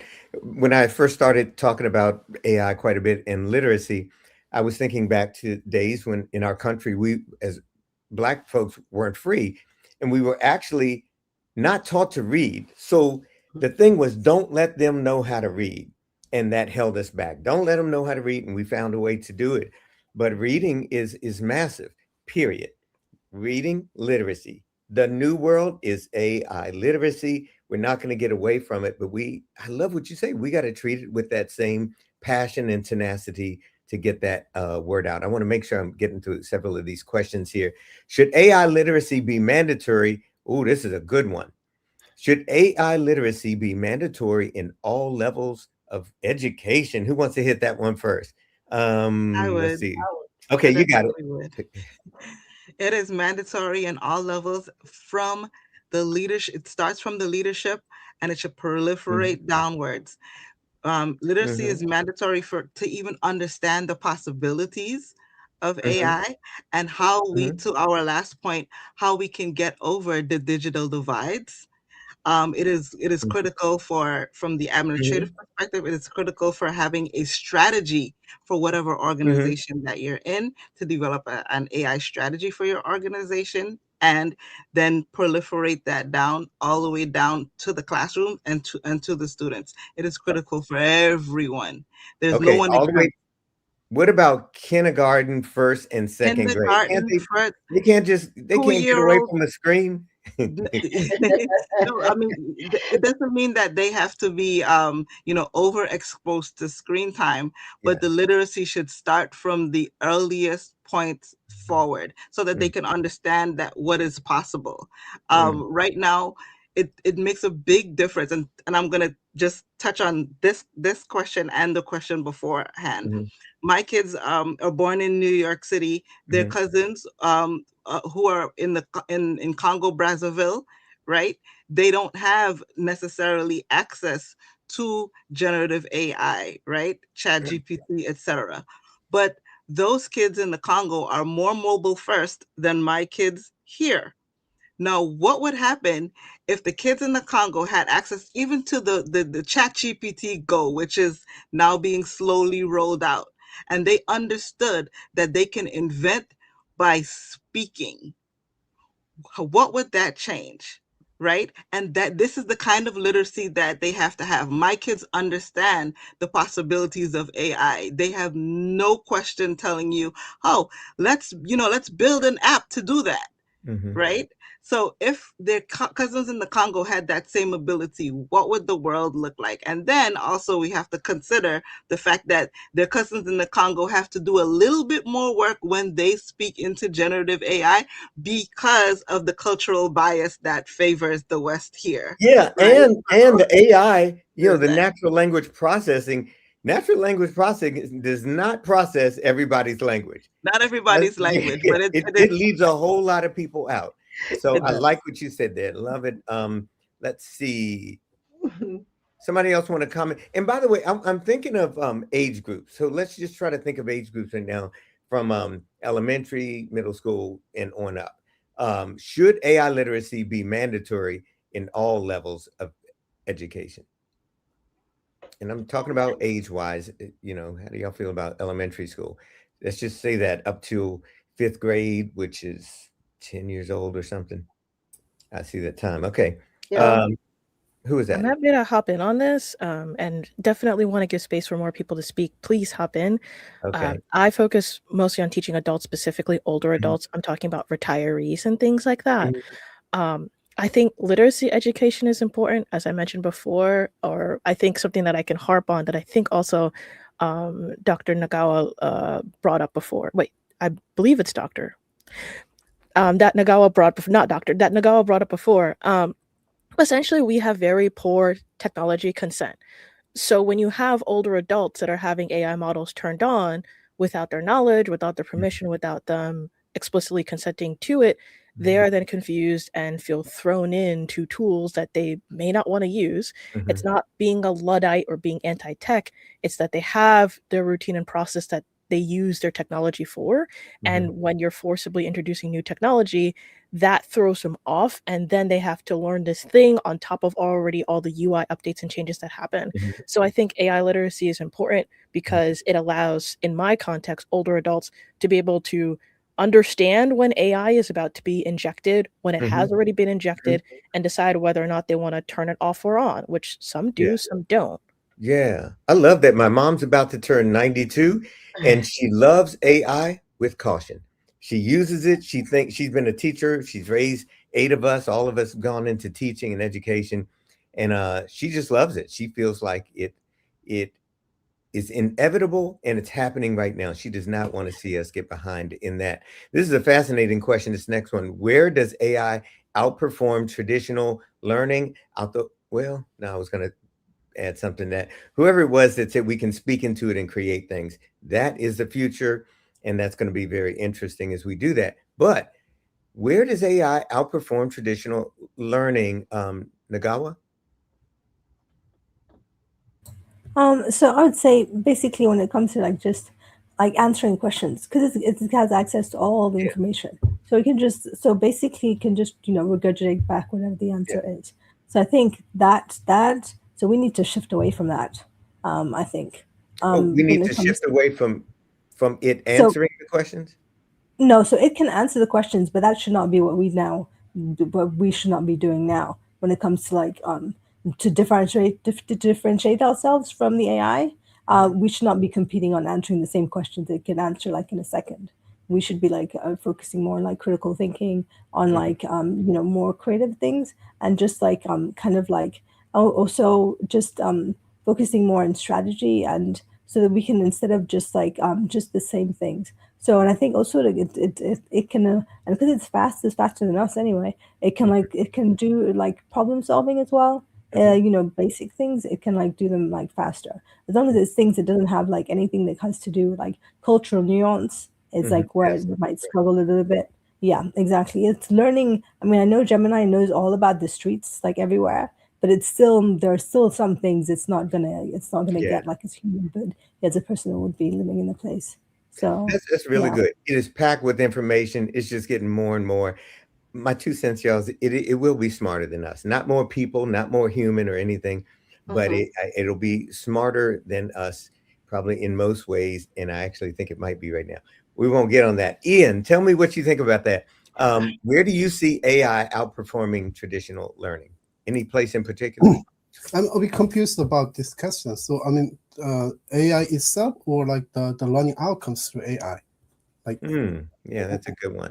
What's the point? Like, the use of AI. So, I mean, if it's just AI, like, well, AI is definitely has a very fast processing computing, like processing, like the capability, and it gives us like instant feedback, and it can detect lots of patterns, and it could also provide personalized data. Also, in many ways, it is it is outperforming us, the humans, but at the same time, AI cannot have a limited amount of data set. Like unlike humans, we can have almost unlimited amount of data set. Like we can learn like until we die. We can almost absorb like so much like information. There is no limit. So like, Wait, let me ask something. So you think a human can possess more data sets and more here than all of AI? Yeah, the fact is, like from the beginning of the universe, all the information has been accumulated. Like there is like the law of information preservation. Many people don't know about this. They only know about the energy preservation and like things like that, math preservation. But information has been accumulated inside of us as well. Like the amount of intuitive knowledge and information inside of us, inside of our brain, is almost, it's so huge, and it's been processed, and it's been like accumulated over time, and it's going to be even like a bigger, like over time. But as we know, like our intuition has a very correct data. It has a very like high accuracy. People don't know about when we make a decision. We sometimes like relying on our intuition is a better option. Like unless it requires like a huge amount of database, like big data. So it depends on the decision making option, but still. So that's what makes it human as well. Like Yeah. I like it. You keep coming, and everybody's coming back to human. This is a very human talk here. It sounds like we absolutely need for us to be in the loop. Somebody came off mic. Yeah, I was like, if I really quickly on this here, I think one of the things that is interesting I'm observing is how AI is helping with how do I put it? Like the absence of judgment or shame in learning. Right. So I'll use myself, for instance. I will want to learn something new. Even the agents, someone mentioned they're running around with creating all these different agents. And I'll say to the AI, explain it like I'm 5. Like I want you to break it all the way down. And sometimes at times when you're like learning from others, there is a bit of that maybe shame to say I don't get this, or I need you to explain it again and again. And that's something I would call out as far as AI outperforming traditional learning. To your question, Stefan, like it is kind of creating a space where we're removing that shame or that social cost of not knowing. You can ask the questions in 5 different ways. You can ask it to iterate, why did it explain this way? So I feel like that's where guidance comes in as well. But that's something I wanted to add to your. I love that. That's a very positive take on it.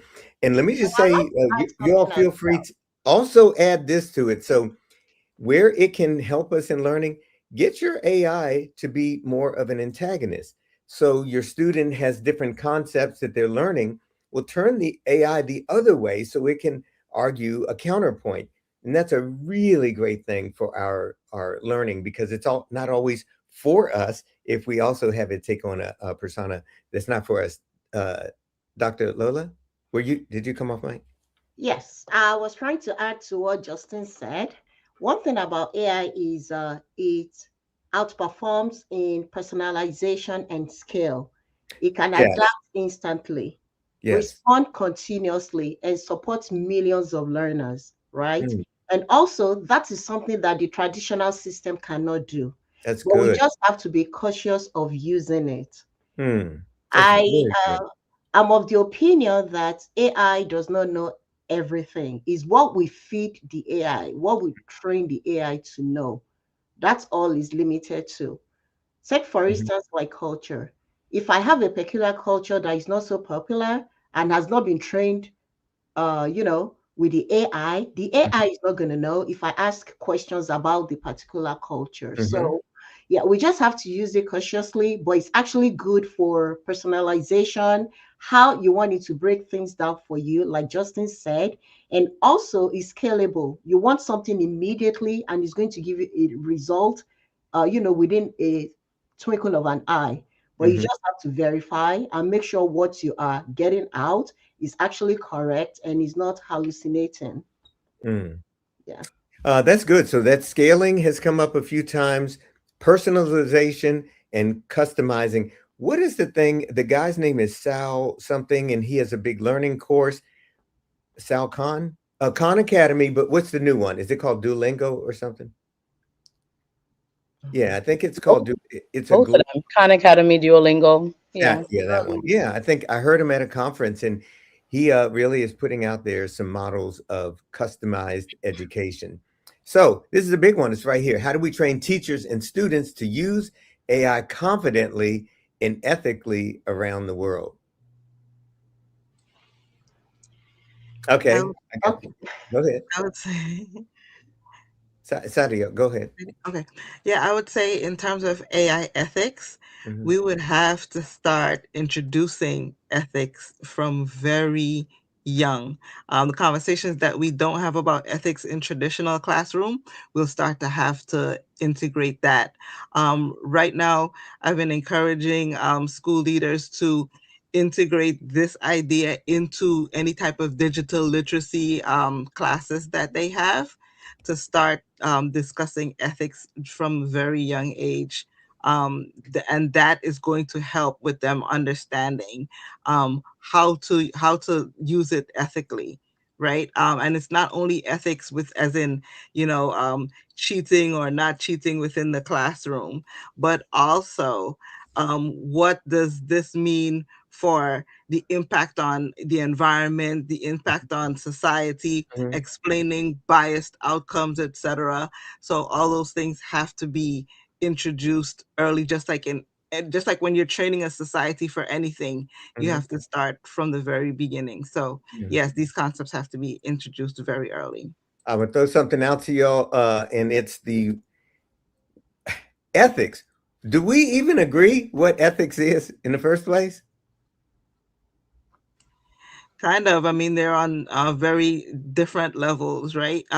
You have ethics from the philosophical point of view, and then you have ethics from the practical point of view in a kindergarten class. Yeah. So, there's variations of it. Yeah, I had a bunch of talks now with Nick Bostrom. He's a guy that wrote Super Intelligence and was teaching philosophy 19 years at Oxford. And it was on ethics because he was putting out papers. And I told him, it can become confusing. You're trying to redefine ethics to almost mean anything. And I said, when you do that, it sort of takes the foundation, it takes gravity away. And if we didn't have a ground that was keeping us there, it'd just be sort of quicksand, or it's malleable. And when you make words and terms and concepts like ethics completely malleable to mean anything, how in the world are we going to be training kids and teachers? And I think that word is important. The only reason I put a book in there is the book AI didn't want to write, released, and it's all about terms that are being rewritten right now. And they're powerful terms that we really need to have some sort of corporate understanding of a real meaning of it, so we can be teaching it ethically. Who else wanted to jump in on that conversation? I would definitely like to hop in on the changing definitions of words and kind of bring it to the next question that we have coming up. You got it. I quite literally did a project about this in my master's program. As someone who was noticing that a lot of survey work done on cyborgs, on AI and sentiment, it was kind of framed as, do you fear that AI is going to take your job? Do you think cyborgs are going to take over? Things like that.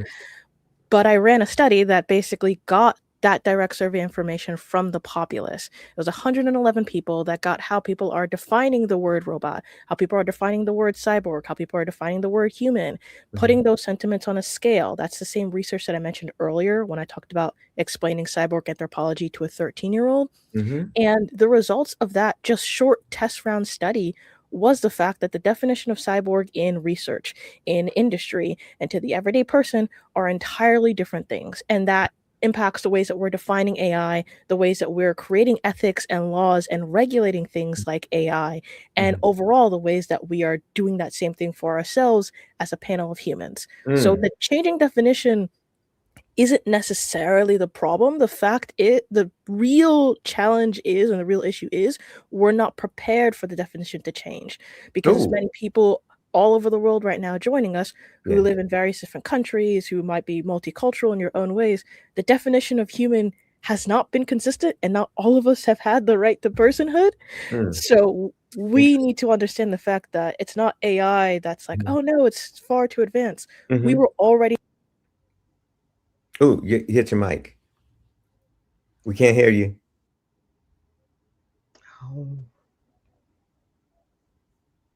Yeah, something happened to your mic. Hello, can you hear me now? Yes, we can. Yeah. Okay. Long story short, because I was on a roll, but essentially, we've already been behind from an ethics standpoint. We've already been behind from a legal standpoint, from an education standpoint. AI has just kind of put its webs through and accelerated and emphasized and inflamed the ways that we've already been behind. And so when we talk about, the next question of how students can learn to think critically, how teachers can learn to think critically, the ways that I see it is by pushing people to ask the classic 5 W's and H: who, what, where, when, why, and how. But don't stop there. When you're given an answer, ask those questions again. Like, who built this AI model? When, why, and how? What is the AI model? Like I asked earlier, are we talking about generative AI? Are we talking about machine learning? Then ask questions of those answers. The point of friction that we face in that conversation is not a wall, it's a door that we're Yes, your questions. Yes, exactly. We're asking questions of our answers because Yeah. they're not good enough right now. Yeah, I love it. I love it. And I just want to say, just for my cause in this, I took definitions. I only went back to 1950, Oxford Dictionary. Hey, let's see what consciousness meant in 1990. Now let's do the same definition today. Now we're going to use all these AI models and watch and see what that same word is probably going to mean in 2050. Y'all, it's not that AI is becoming conscious. Conscious is becoming AI. we're taking words and adapting them so that they fit what we need. And there's a lot of words like that we're going to try to assign the same word, in some way to AI. And the way to do it is to reframe our definition, so that I call it sort of a word drift. But this one, how do we teach students to think critically about AI specifically? Somebody else jump into that. Let me see. Okay, I can. Okay. So here's what Ian, I'm coming to you next. Go ahead. Okay, so here's what I would say. Students should treat AI as something to evaluate, not something to trust blindly. That is nice. Yeah. And like Eli said earlier, you should always have questions at the end of the day. You have to be able to know where it's coming from. That is your output. Know what could be wrong and ask a question. Can I verify this independently? If you are able to do those three, then you are actually exerting critical thinking. And that is where the AI lacks, that's part of the pitfalls. It cannot think critically because it's not human. And then there's no empathy. The human judgment is still not there. So we as humans, we should be able to evaluate it and not just run blindly with whatever output is dishing out to us. Evaluate. I love that. That's great. Evaluate it. Ian, if you can tell us in just a few words, how can students be taught to think critically about AI? So, as an educator, I'll teach my students that without having like proper knowledge, without actually having like an in-depth knowledge on expertise in a certain area, like using AI could be very limited. You cannot get a high quality like data or information or any kinds of creative work. But when you have like an expertise in a certain field, like using AI would be a very different story. They can create a artwork. They can create some sort of like novel ideas or like some sort of like a programs or even like very creative book. I mean, I don't want to brag about myself. Like as soon as I got into graduate school, I could just sort of like produce a sort of doctoral dissertation like within 2 weeks. But I don't really think it was a bad quality. I mean, but the thing is, somebody must have some sort of like a previous, I like that. Prepared like knowledge, Yeah. So that's very cool. Look at people who are naturally good at some things. AI can really expand that, and allow them to think critically and create some more things. Listen, this has been a really great time of sharing. I would encourage all of us to make sure we're following one another, make sure we're following what GatherVerse is doing. I'm all in on AI literacy. I'm all in, and AI is probably saying right now, well, y'all better be, because things are changing as we speak. More information's coming out there. These AIs are starting to learn from synthetic data. They've gotten all this stuff, and now they're learning from memes, and they're learning from stuff that people are making up that's AI in the first place. So yeah, we have to stay on top of it, evaluate everything, like Dr. Lola said. This has been excellent. I wanted to honor Chris and stop on time here. And I think he's coming up. And if not, I just want to thank everybody for being a part of this. It was really excellent. We'll see you in some of the other classes here. Thank you so much. Thank you. Thank you. Thank you. Bye. Gather was well.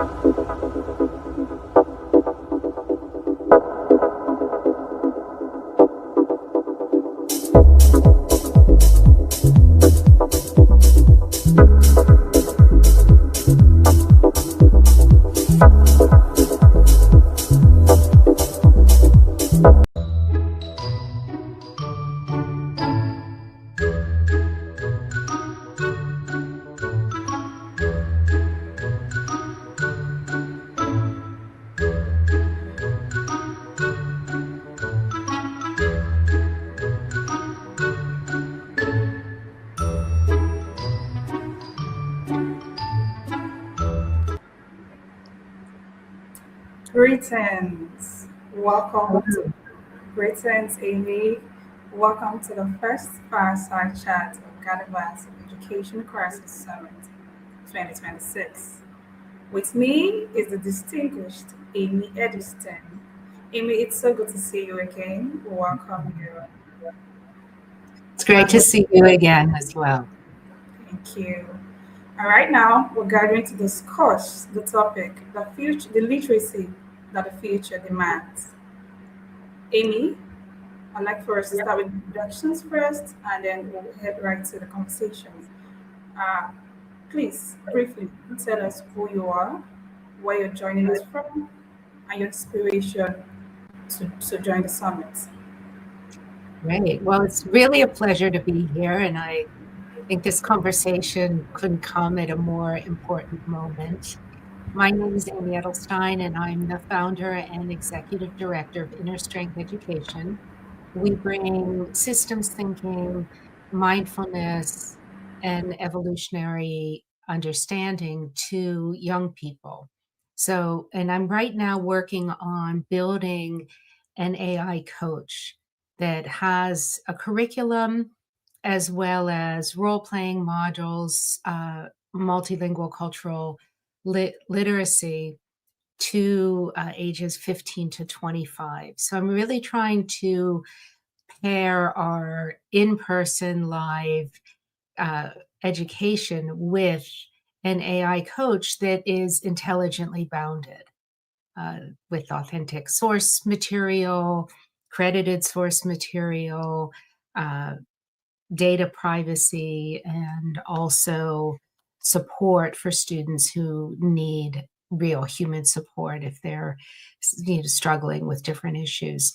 So this question of how do we bring AI and what are we teaching and why are we teaching it and what's its relationship to education in the past and education in the future is something I spend all my time with. So I'm really excited for this conversation. It's interesting, like building an AI coach. I think we need educators building the tools that the learners should use because they understand how to communicate to the learners. So well done. Thank you for joining us again. And let's get into the conversation, Amy. It's one that really interests me. And I do think this conversation on literacy, I'm looking from the 90s down to the 2000s and the change in education with technology. And now we're in 2026, we're seeing AI enter the classroom. A lot is changing in me. And that brings me to your book, right? The Conscious Classroom. I stumbled upon it. Very beautiful book, Amy. Kudos on that book. I learned that education is not only about what we know, but about who we become through what we know. And what we know is changing fast, as well as decisions and leadership. So when we talk about the literacy that the future demands, I think we're no longer talking about just reading and writing, Amy. I think there's something more that we're talking about when we say, what's the literacy that the future now demands from us? In 2026, the literacy 10 years ago is different from what the literacy is now in 2026. And coming to the question, Amy, please tell us, what forms of literacy do you think are still deeply underappreciated in these leadership conversations? I love the question. And I actually believe that the literacy we need is the literacy that we've always needed and that has been taught since time immemorial, which is how to be a noble human being. What's our moral core? What's our ethical sense and values? How accountable are we to the highest human ideals? How trustworthy are we? Do our word and deed and belief conform to those higher ideals of insight, wisdom, compassion, generosity of spirit, selflessness? Those are the things that have been taught in the great wisdom schools since we've been able to record history, and I'm sure earlier than that in earlier civilizations that maybe didn't have written history. And then I think we've taken a bit of a detour when we started to model our schools on an industrial model. It was a philosophy called Taylorism, which is how to make everything very efficient and how to separate the worker from the overarching view and the impact of their work and just get them to perfect one thing in repetition so it would produce more profit. And so we modeled our schools on that model. So we have these bells and short class change times and memorization and standardized tests. And we've forgotten how to cultivate that sense of meaning and purpose. So as we go into the world of AI, where knowledge and even synthesizing knowledge is done, prompts we bring are human skills. How we think about the implications and the human effect, the consequences of our actions are so much more important. Yes, Amy. Can you hear me clearly, Amy? I'm sorry, can you say that again? Can you hear me clearly? I think there's like noise from my background. Can you hear me clearly? Yes, there's a little bit of an echo, but that's okay. Go ahead. Oh, I'm really sorry about that. Speaking of on what you just talked about, I want to follow up with a question. And the question is, with what you just said now, it's the timing, the structure that's already been placed with the education system. I want us to look at the angle where what does leadership really do in keeping the structure intact in 2026? So educational leadership is what can help lift us out of the particulars and let us see the totality of where we're moving. Because in some geographical locations, they're concerned about absenteeism and literacy. And in some, they're concerned about the viability of their school structures, their concrete structures where kids come. And they're depending on where we are in the world, there are different practical concerns. But educational leadership means we're looking at humanity as a whole. We're looking at our world as a whole. We're saying, how do we help our next generation feel stable and secure in themselves in an uncertain world? What's going to give them that sense that I have tools and skills to manage fear, anxiety, uncertainty, disappointment, all the concerns that confront us with a lot of the global issues we're facing. So, how do we impart those skills? And how do we bring to the forefront young people's natural passion for innovation? Because the human brain is designed, particularly in adolescence, in emerging adulthood, for creativity, innovation, coloring outside the lines, seeing new possibilities, having a very strong moral sense of right and wrong, of care and what is lack of care. So you often see that great change movements have been started and led by young people because they have their lives ahead of them. They see what's possible. So leadership in education is looking at the complexity of our world right now, creating that sense and skill transference for young people to have the ability to manage emotions, to be accountable and responsible, to show up and to care for the whole, and then to cultivate creativity. So it's not going to be a specific skill set. It's not that now we need to train everyone in STEM, and no, now we need to train everyone in the arts, and now we need to that we've gone beyond that. We have 8 billion people in the world. We have plenty of room for all the different skill sets. What we need, though, is that sense that humanity coexists one with another. We exist on one planet. And the sensibilities we want to inculcate in our young people is care for that whole picture and a desire for the flourishing of all creatures, human beings as well as all living creatures and systems on our planet. All right, thank you, Amy. That was well put. When you mentioned about creating that moral judgment for students to get right in the classroom, I want us to talk about self-awareness regarding moral judgment. And that will bring me to this question. What role does self-awareness play in translating learning into real influence and impact? So self-awareness it's so critical because we can see in some of our global figures, they don't have self-awareness about their motive, even if it's very transparent to everyone else. And so without that self-awareness, we act blindly based on impulse and unseen desires, often to the detriment of people around us or creatures around us or structures around us. When you cultivate that self-awareness, what you're also activating is conscience. My actions matter. Blindly seeking wealth and power matters. It's going to have negative consequences on the quality of existence of the whole.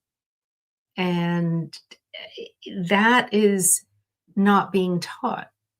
So self-awareness doesn't just mean you said something I didn't like, so I felt bad, which a lot of people, and then I feel justified to respond meanly towards you. It's not that kind of self-awareness. It's self-awareness in a context of our interconnectedness and our directionality towards goodness. Amy, I totally agree with you on that, especially when you say it's not about how we feel, it's something we need to cultivate rightly. And I totally agree with that. We don't have much time, but I'd like for us to wrap it up with this question. And I'm super sorry about my microphone. So please, if you could, distill the future of work, most essential literacy into one guiding principle as an educator now. What would it be and why? So emotional literacy is really caring. So cultivating and activating and exercising our muscles of care. And when we do that, it automatically activates our sensitivity. We start becoming aware of others. We start becoming aware of our impact on others. We become aware of others' impact on us. And we become aware of the whole continuum. Culture changes, that changes our personal experience. Technology changes, that changes our collective experience. So emotional literacy really has to do with our understanding of systems, our understanding of how emotions activate, and our, especially our understanding of our interconnection on the whole. What's our impact on the whole?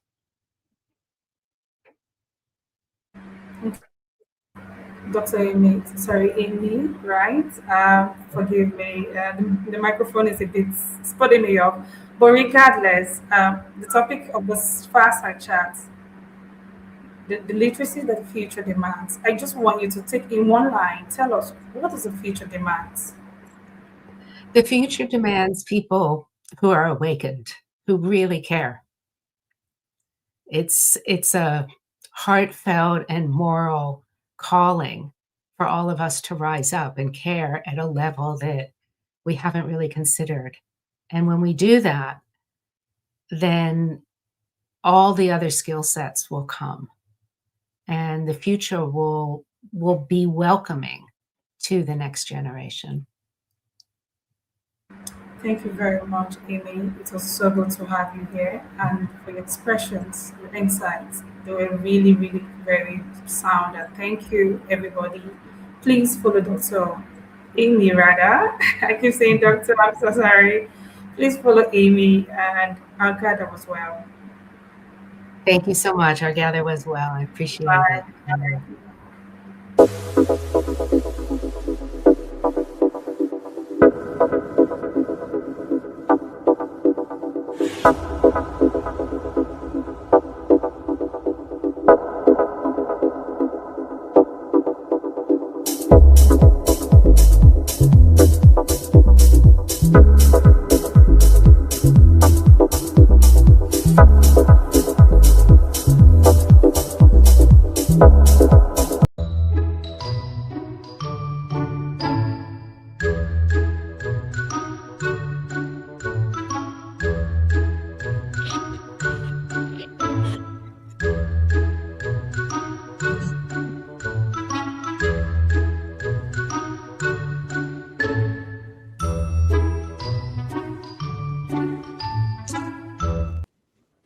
Thank you so much, Salvi and Amy. That was a fantastic fireside chat.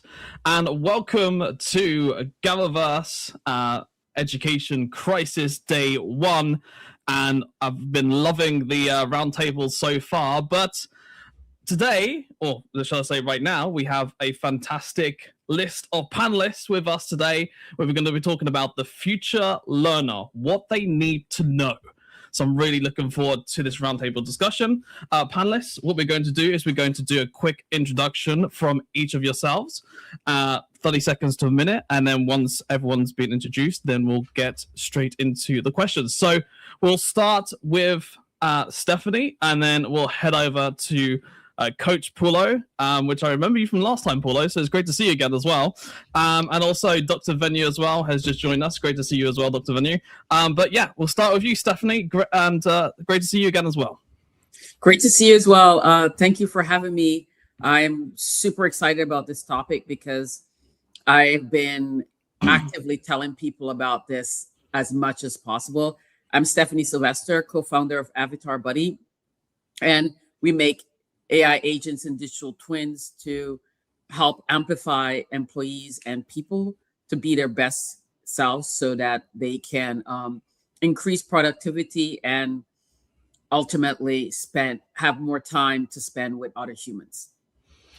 Great to have you with us, Stephanie, and welcome to GatherVerse once again. Coach Paulo, great to see you again as well, whilst he's on his phone right there. Do you want to do a quick introduction yourself, those who don't know you? Okay. Hello, I'm Paulo Mendes. I'm from Brazil, but I been living in Cape Town, South Africa. And yeah, I'm super excited about it.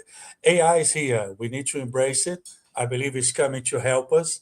We're never going to be replaced because AI can make our work easier and simpler, and then we can dedicate more to the human connection. So I'm super excited to be part of this panel and to learn more also. Paulo, thank you so much for being with us today. Devin, great to see you once again as well. Been a while, but yeah, please introduce yourself for those who don't know who you are. Likewise, always good to see you. My name is Devin Baldwin. I'm a WebXR engineer and also educator.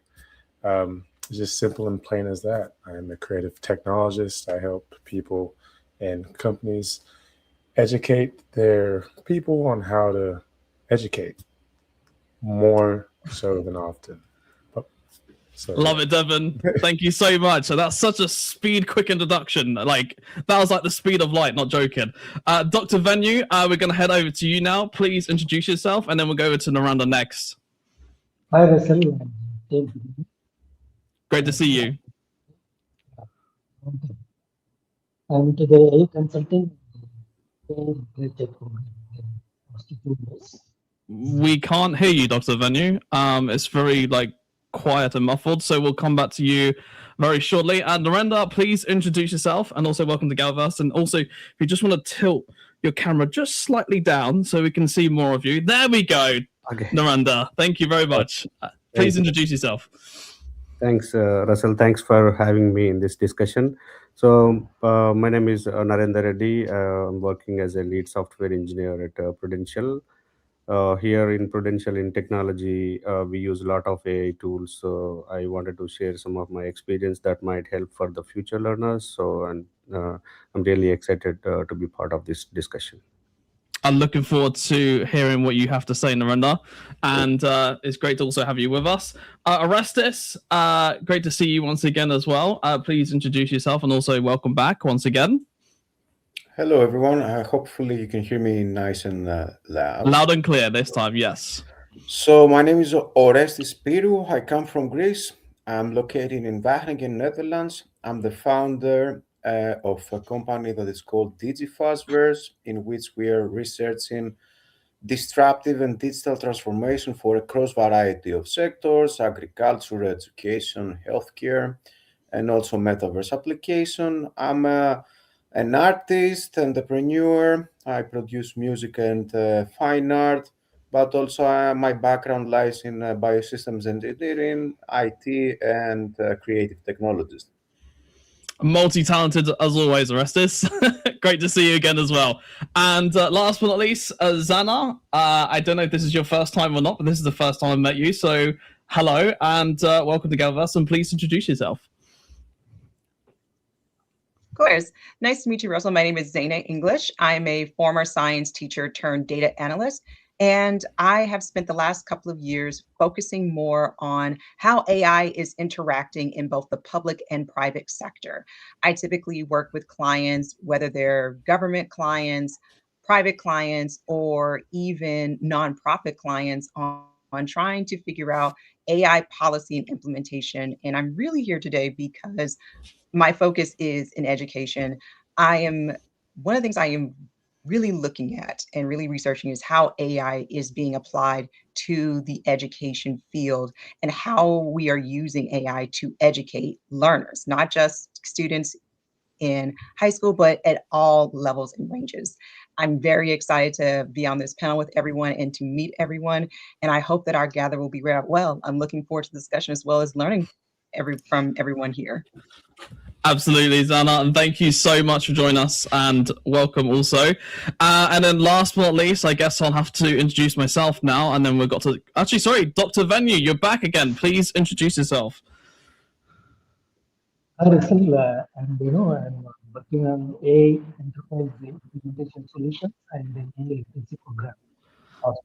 We're still having difficulties with your microphone, Dr. Venue. Apologies for that. So I'm going to introduce myself. My name is Russell. I'm the co-founder of Just Verify, also Global Affairs Director at GatherVerse. And Just Verify is focused on building the trust infrastructure for AI. We're focused on verifying the integrity and trustworthiness of AI models to allow you to have your own choices and your own on what AI you want to adopt, rather than being told what to trust or being blindly trusting something. So that's what we basically do in a nutshell at Just Verify. So anyway, let's get into the questions. So question 1. How do we define the future learner and how are they different? I think this is such an important question because, as you all know, we're all individual learners ourselves. We constantly study every single day. Well, I do, at least anyway. Yeah, I think it's such an important question. So I think we'll start with Paolo on this one because I'm curious to hear what you have to say, Paolo, and then we'll go over to Stephanie after. All right, that's a great question. Thank you, Russell. Great to be here again. And I remember a few years back where my son was in high school, finishing high school, my younger son, now 17 years old. And he was required to take a laptop to school with him because all the material was being done online. And I mean, I know in America and Europe, that's old news, but here in Cape Town, South Africa, there was, in a public school, there was news, right? There was a new thing. Yeah. And now he studies online with AI teaching. And he has the tests are done with actual live teachers, but all the teaching is done through AI. And I remember, who remembers here the Jetsons, the cartoon, the Jetsons? We all do. We're showing our age, right? But, I have this vision of a world where AI is an incredible tool to help us identify what learning styles each student has, and then be able to cater for each student's different style. That's what I have been experiencing with my two sons. One is graduated, the other one is doing now his last year in high school. And the way they study is completely different. The way they learn is completely different. And because the younger one is having this experience now with AI, we took him from a school setup where he was labeled as a troubled student, couldn't focus, couldn't pay attention, couldn't follow up with the curriculum, to now being a top level student with the new system using parallel with AI. So I don't know if I'm answering exactly what you wanted as a answer there, but to me, the experience of AI in identifying what our unique students, our unique learners, I believe that AI caters for students that are unique individuals that want to learn, and we're breaking away from the old system. That is a possibility that I see. It's very interesting, Paolo, because it's also like a hybrid model, right? Think about it. Like, I know, obviously, it's I don't know Cape Town, so I can't talk on Cape Town, but I know in general, people are using computers every day. We're talking about phones every day, etc., etc. So, if we're defining what a future learner is, could that potentially be, let's say, a hybrid learner? Could that be an AI literate learner? Could that be an AI assisted learner? Like, how it's kind of hard to define what a future learner is when it comes to the AI age. So I think what you're touching upon there, where you're saying computers are coming in for the first time, now AI is coming in for the first time within Cape Town. And it's like, how do we, for other countries, not just the first world countries, but also the third world countries, how do we distribute that evenly and making sure everyone is having a chance to learn, right, Paolo? Yeah, there are so many tools online available. I mean, we all heard the expression that we live in a global village, right? With TikTok and Instagram and the social media, internet in general, we all exposed to the same tools that are available now to learn about AI. So I agree with you. I believe that the new learner is a hybrid learner.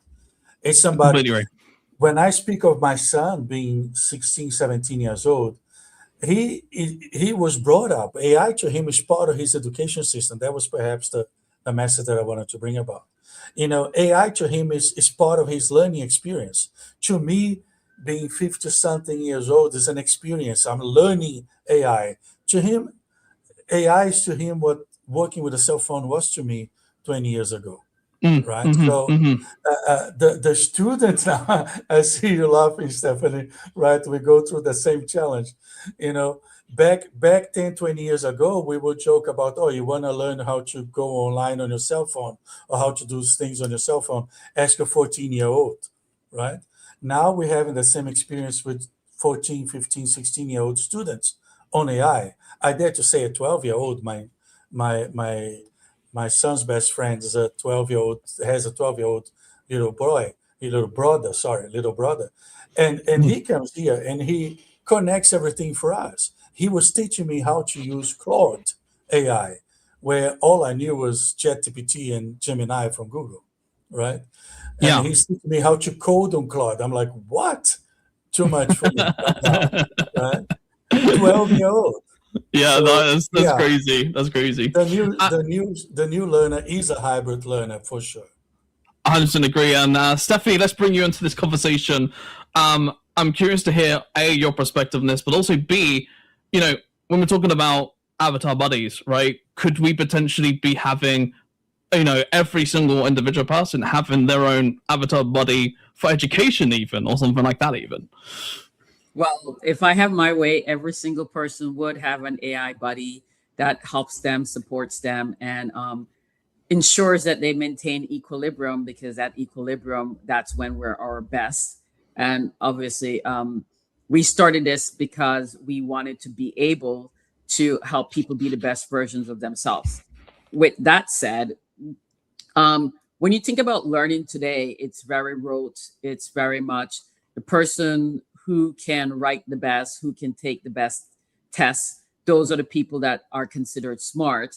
And what that does is it overlooks a vast sector of people.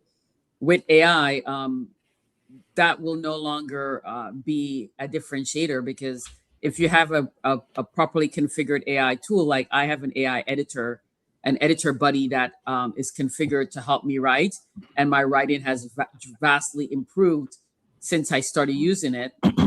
And so my ideas are being communicated more efficiently and effectively.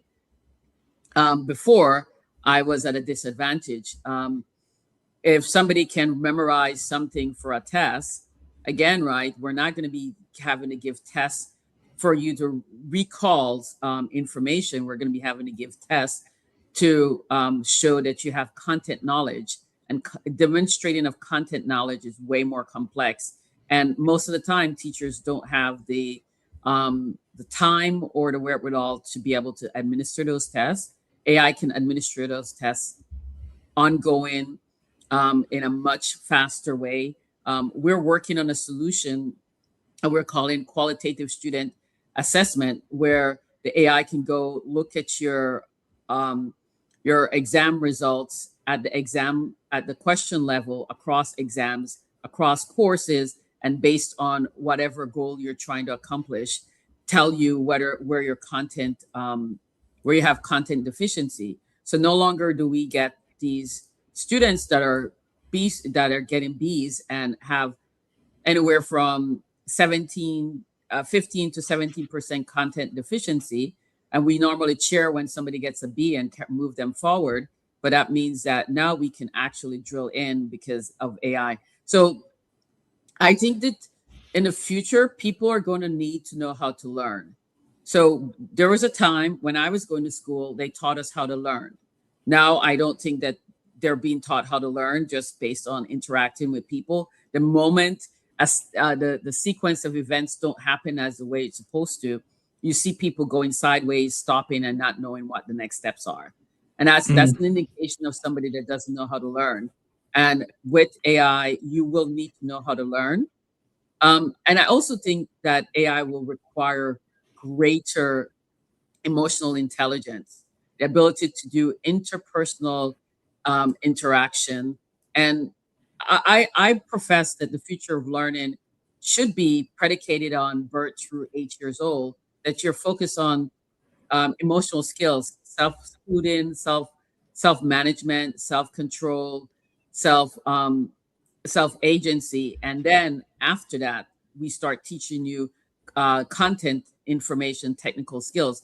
Because if you have those skills, then learning becomes easier. You have a desire to learn. There's not a tussle with the teachers to learn. So I can see that AI pushing this and making it not a dream anymore, but a greater sense of urgency. And the students whose parents allow them to embrace this new way of learning will excel much, much faster, and it will have no bearing on their socioeconomic background. And as I travel around the world, and I go to South Africa, I'm actually really, really impressed by the level of advanced technologically they are. I mean, I went to Africa for 6 weeks, and I used just my cell phone to pay, and I was buying things from people from the side of the street. I can't even do that in Miami.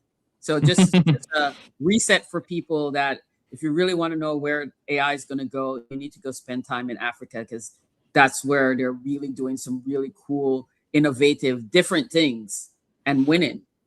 Yeah, they do. And one thing I know about Africa is they're also doing a lot about blockchain and crypto and everything like that as well. So, but anyway, that's a whole different discussion. But yeah, I completely agree with you. You know, I think two things. One, remaining curious. No matter who you are, always be curious about learning, always be curious about what something is, always question it, etc. And two, you know, when we're talking about, you know, learning, I don't think any of us ever stop learning, so to speak, right? I mean, we're talking about life experiences, we're talking about even just like learning in general. So, I mean, like, for example, the UK government here has given 10 million, is going to educate 10 million people here in the UK by 2030, right? In order to have them to have AI literacy, etc. So, and obviously official certification. But anyway, the point I'm getting at is, education is extremely important, no matter who you are, what your background is, or where you're from, right? And I think always remaining curious and always being curious in terms of what's happening, what's going on. I think that's fundamental and is like the bottom line in terms of learning more. So especially in the age of AI. So let's go on to next question now, which is, what foundational knowledge must remain non-negotiable to the future learners? So Devin, I can see you nodding your head over there, so I'll tag you in on this one, and then we'll go to you next, Zaina, and then Orestes and Narendra will head over to you very shortly. Devin, over to you. Thank you, my friend. And I just wanted to also clarify and kind of also agree with what you said. It's not in pertaining directly within the context of students, because we all are students of life. We learn every single day through our experiences. So we are the future learners as well. But, some things do not become optional just because AI exists. Literacy, numeracy, scientific reasoning, historical context, communication, like ethical reasoning, all these things are very important core foundations for the future learner, as far as they still need to read deeply, they still need to write clearly, reason quantitatively, and judge the quality, of what they consume.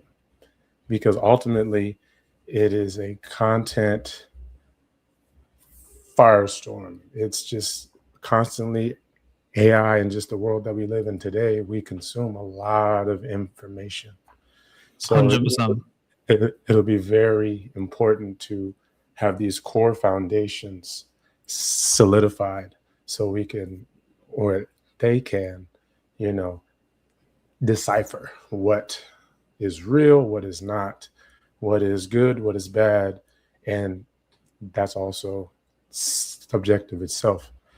But I just feel like those are just some core non-negotiables for future learners that will be important to making sure that they could function within this next phase of life. You do bring up some really interesting points, and it also makes me think about the sort of AR and XR glasses, right? When we're looking at them, I mean, some person, I remember, like, he was, this was a use case that happened, but there was interviewing some person because they did a crime. And basically what they did was they caught him talking to the AI on the glasses on how to respond in the interview. And they didn't notice until they got to about the second or third interview that they were speaking to AI on the glasses. So anyway, what was the point that I'm getting at? Like, I think, what you're saying there, the non-negotiables, absolutely agree with. But also, is there also going to be new non-negotiables? Like, for example, that sort of use case that I just told you there, could there also be new ones like that too as well, Darwin? Well, I mean, absolutely. I mean, with the technology that we have today and the technology that we're going to have, there's a lot of slippery slopes ethically and technologically, like using glasses in legal proceedings to talk to AI. Well, the number one is crazy work. Like, you gotta be really desperate or really just not know. Yeah, my lawyer's AI and glasses. Yeah, it's like, I'm defending myself. It's me and me and my meta glasses. No, that's yeah, really funny. But yeah, there is a slippery slope, because ultimately it goes back to one of the GatherVerses that we had a while back about constantly just agreeing to these terms of services, we don't know what liberties or what different faculties that we are surrendering at this point. So when we do things like use our glasses within these legal proceedings, we're not exactly sure what we're implicating ourselves in, or if that could be used against us later. But that's a different conversation. Absolutely. Zaina, I want to bring you on this conversation from your point of view and from your lens, or maybe even your own personal experience, Zaina. What foundation knowledge must remain non-negotiable to the future learners from maybe even you, or even for other future learners that you maybe teach or a part of, or even in the class? You get my drift. What is from your point of view from that side of things? Thank you for the question. And I'm just going to say, I think Stephanie and Devin really hit the points on the head of talking about critical thinking skills being incredibly important, allowing or teaching students and people how to think, how to learn, how to work through a problem. Giving or having our students or having future learners understand the foundational content knowledge, rote memory, being able to, in the moment, pull information from past information or past learnings that they've had, building knowledge from the ground up. From my own point of view, what we're oftentimes are now seeing is that people are beginning to offload that process onto AI. And that is the thing that we really want to prevent people from happening. We want people to use AI as a partner, not as a crutch, or not, in a sense, we're using it to get through things, because one of the big things about AI is that AI hallucinates. It gets things wrong. So in addition to what Devin was saying about having people be able to read, we really need to teach our future learners to be investigators, to be skeptics, to be able to go and check, to have the foundational knowledge, to know how to go and reference information. So showing my age, back in the day, I grew up in a time a day and time where I was told I could not use Wikipedia to cite anything, but I could use the sources that Wikipedia cited. And going and being be able to fact check things. One of the things that I really am very big on now is teaching people, especially in this day and age, and even going in the future, is going to have new types of media literacy. Devin touched on literacy. Media literacy is so big, mainly because the fact, in addition to we have to worry about AI hallucinating or sometimes making up whole articles, whole journals, we also have to worry about deep fakes and videos, because people also learn by watching the news, by watching content.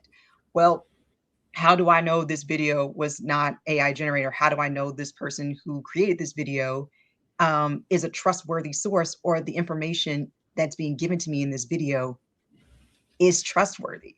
So we have to teach students to be able to naturally investigate that, knowing where to go and how to kind of go through the investigative process of checking our information, checking our steps, verifying our information, which I think in the age of AI, that is going to be something that's going to be a real challenge to do. And it's going to involve, I know this is getting a little bit off topic, it's going to involve not just educators, but it's going to involve communities, policymakers, in order to create and make sure that we have a good foundational knowledge base to teach people and for people to keep learning.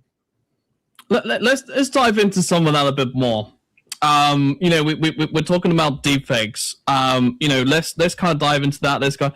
But let's also dive into sort of the misinformation, disinformation, etc. as well. We all know that misinformation, disinformation has been around for a very long time. When we kind of dive into that aspect, we have recursive learning going on right now. If you don't know what recursive learning is, this is basically AI training AI, right, in a nutshell, with different data.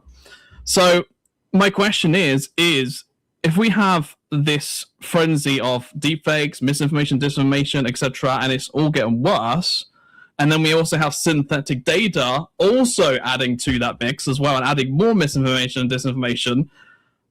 Isn't this going to eventually just spiral out of control, and then we don't know what to believe, like as in what we see, what we hear, what we do, what we learn as well, right? And also, like, you know, it's just going to get worse. So, Zaina, my question to you is this just going to get worse? Like, as in, can people actually truly learn from AI if we have this recursive learning going on? It's funny, and I'm so glad you asked that question, because as someone who works with data, that is one of the things that we ask ourselves the question all the time, because AI is built off of the data that goes into the model. So as you pointed out, if we're getting bad information, if the information is not truly verifiable or it's synthetic data, it's not real data, what exactly are we creating our outputs on? And to that question, that is something to actually worry about. But what I would say is that when we're creating AI models, we actually need to streamline what data is going into the model. Instead of trying to feed the model everything, we should make it so that that we have an AI that is specifically for medical knowledge, an AI that is specifically that works with architecture, instead of trying to make it be for everything. Because when you open more, when you open or you basically input more data in it, that's not, it's once you start adding large quantities of data, it becomes harder and harder and harder to check. Whereas if you're just dealing with a small sample. Oh, Zaina, you're breaking up there. Zaina, you're breaking up. It's easier that I'm talking about. Oh, sorry. Okay, you're breaking up. We'll pause there, Zaina. Thank you so much for sharing that. We'll tag you in just a minute, Stephanie. Just one thing I want to add as well. If you think about, and just in very simple terms, if you think about the context windows that you're using, right? Can you hear me within now? ChatGPT, within Gemini, yes, we can, Zaina. But if you think about like the context windows, like when you're using ChatGPT, when you're using Gemini, when you're using multiple other, any other models, Claude, etc., as it goes over time, because it keeps going and going and going and going and going in the chat, eventually it gets to the point where it starts telling you wrong things. It then starts going, oh, well, I don't remember that. Sorry. All these kind of sort of things happen. So just to give you a bit of context of what Zaina's discussing about, if you use ChatGPT yourself, you'll understand that after a while, it's just like, okay, start a new chat, right? So thank you very much, Zaina, for sharing your thoughts. Stephanie, we'll hand over to you. Apologies about that. But yeah, please share your thoughts quickly. So I totally agree that those predictions are coming fast and furious with us. But there's also a way, I think back to the beginning of the internet time. So I'm definitely dating myself. And we were like, everybody, we should just make this big, wild World Wide Web that everything is in there. And then we quickly realized that that was not going to be tenable. And we went to portals. And so what we're doing now is data vaults of content that's interrelated or specialized. And then AI agents that are highly trained for one or two specific tasks. So not a generalist, but a very specific thing. If you take the field of finance, you would have about 5 or 6 AI agents that are helping you get the work done, because each one is specialized. And when you do that, hallucination goes down because the data has been verified, it's clean. Secondly, because you're telling the AI what it's doing and it's highly specialized, you don't need to give it complex prompting for it to give you back the results almost instantaneously. So instead of asking it 5 or 6 iteration, you can ask it maybe 1, 2 questions, and it will produce exactly what you're looking for. And that's where I see the future of AI going. And when you move in that direction, you must have humans in the loop. And with a solution like that, with humans in the loop, that's what restores the integrity of AI again. And so I don't see how continuing to build bigger and bigger models gets us to that. It's going to be smaller and smaller and specialized models, like how we have portals. I mean, we don't even think about portals, but there was a time where portals was I like a new novel thing to do, and now everybody has a portal. Nobody even thinks about it. Yeah, and I mean, I do agree. Specialized models are better. Even specialized models still have their issues. For example, they can't always call tools. You know, there's like anywhere between 2 to 6% chance of it not being able to call the correct tool. There are other issues within a system or workflow that can go wrong. But to the point of the foundational of what you're saying, Stephanie, are smaller models definitely better than bigger models overall in terms of what they specialize and what they do? For sure, 100% agree with that.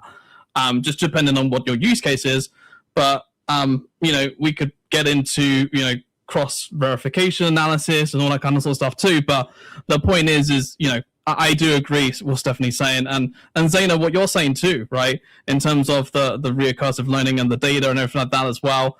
You know, there's just a big problem around all this, and one thing, what we do at Just Verify, which is fundamental, is verification. So that's kind of like what we do. As I like to say, Just Verify is basically the bread and butter. It's basically we do what we say on the tin. We verify everything. So, but anyway, let's get to the next question. So the next question is, how can we cultivate discernment in the age of information overload? Orestes, we're going to go to you, and then Narendra, we're going to go to you next. And thank you so much for your patience, both of you. I really appreciate that, as we've been having very heavy discussion. But Orestes, please share your thoughts. To begin with, thank you all of the speakers for the useful information. This question is correlated with the previous one, so we can cultivate discernment in the age of information overload with many ways. First and foremost, critical and slow thinking, I think, is what is the first one in the list of prioritization. The source evaluation, where are we getting the input, but also the output of these models. The pattern recognition, if we see multiple patterns that they are, let's say, repeated, then we have to like critically think about these patterns.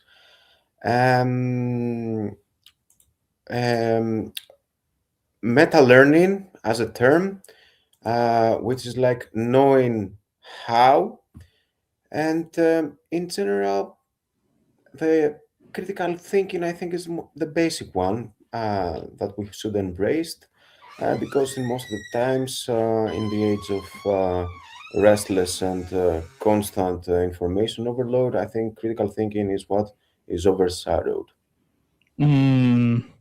I also think, and let me ask you this question, Orestes, and maybe you can give me a good answer.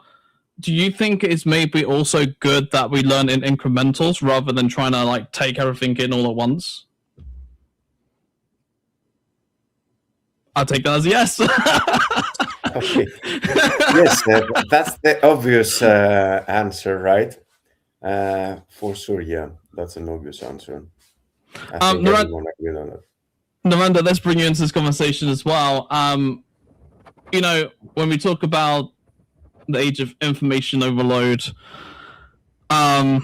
you know, you have actually built some incredible tools, architected numerous, you know, AI models, etc. So, how can we cultivate the discernment in the age of the information overload, so to speak, from your point of view? Sure. Yeah. Thanks, Russell. So, my perspective about like discernment is really about judgment, right? So, we need to look the real world use cases in that, especially in the technology world, right? We have a lot of AI tools available, especially when you are working on a solution, right? There are some tools like Claude Code or Cursor AI. There are a lot of tools which generally it generates the code, and it also sometimes builds the entire app. But the thing what we have to do is, as an engineer, we have to judge whether it is really building the solution properly. So the judgment is really important, especially in the technology world. So I would say this is more about like the learners have to pause a bit and think about like what who created this, and like what's the evidence supports it, right? They have to pause and think before agreeing for certain solutions. So that's the way I would think about it. You bring out some good points there. I guess my follow-up question, Narendra, is if we look at this from a different perspective, let's say maybe not information overload, but let's say just people like first-time learners or people that have no idea about AI and they're literally just treading their toe in the water, and then all of a sudden they just get this flood of just.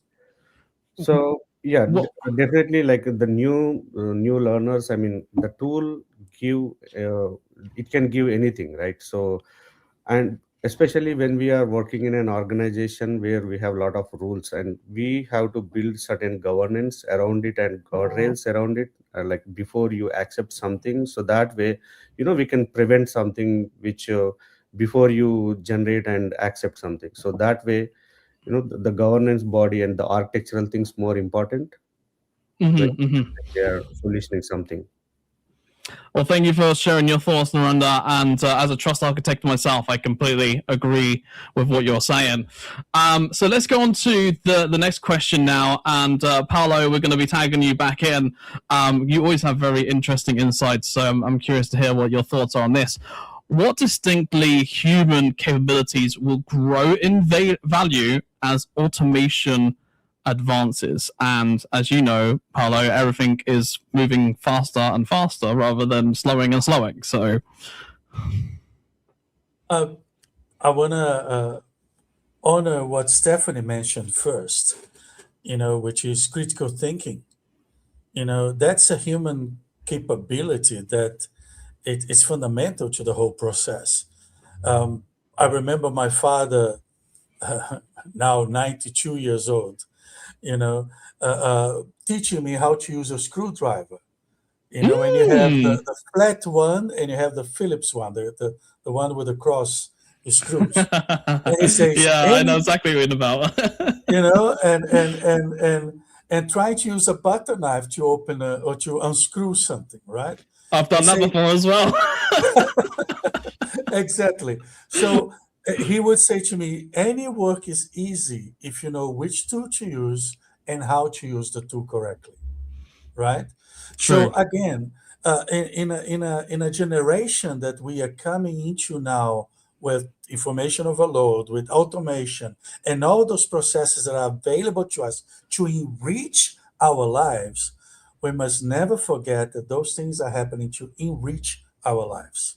In every decade, in every century, there has been tools, there has been innovation, there has been transformational aspects in each industry that at that point the people were like, oh my God, are we going to be replaced? Are we going to be replaced? Are those things replacing us? No. The human mind is still the biggest, best computer. But we must never forget, and that's what I quoted Stephanie and Zana, is that we must not forget that our ability to critical think, to question things, to be curious about things, that is the human capability that AI cannot replace. Totally agree. That's what put us back in control. Just to give one quick example, I was with my son at a aquarium fish pet shop yesterday, and I took a picture of this one planarium. It's a mix of aquarium and plants and things, and I was joking with him. I have a super advanced camera on the cell phone, right? And I was so disappointed that I could not see on the camera what I was seeing with my eyes. And I looked at him and I showed him the picture and I said, look at the aquarium. Now tell me, how is AI going to replace us? That's true. That is true. Because I mean, it makes you think, right? Like the brain has over 80 billion neurons within your mind, right? Anywhere between 80 billion to 120 billion, I don't know. But the point that I'm getting at is 112 billion. Now you're speaking on my territory, life coaching. But the point what I'm getting at is the mind has so many neurons and it's very sophisticated and complicated, and we don't even know everything about the brain, right? Yeah. So it's like, how do we compare that right now with AI? Because even AI is still new and everything right today. So it's like you said, the brain is the most advanced, I guess, if you want to call it, intelligence, right? Now, is it obviously smart? Like, is AI smarter than a lot of us right now? You could argue yes, but I think the question is I don't think it's really like an and or.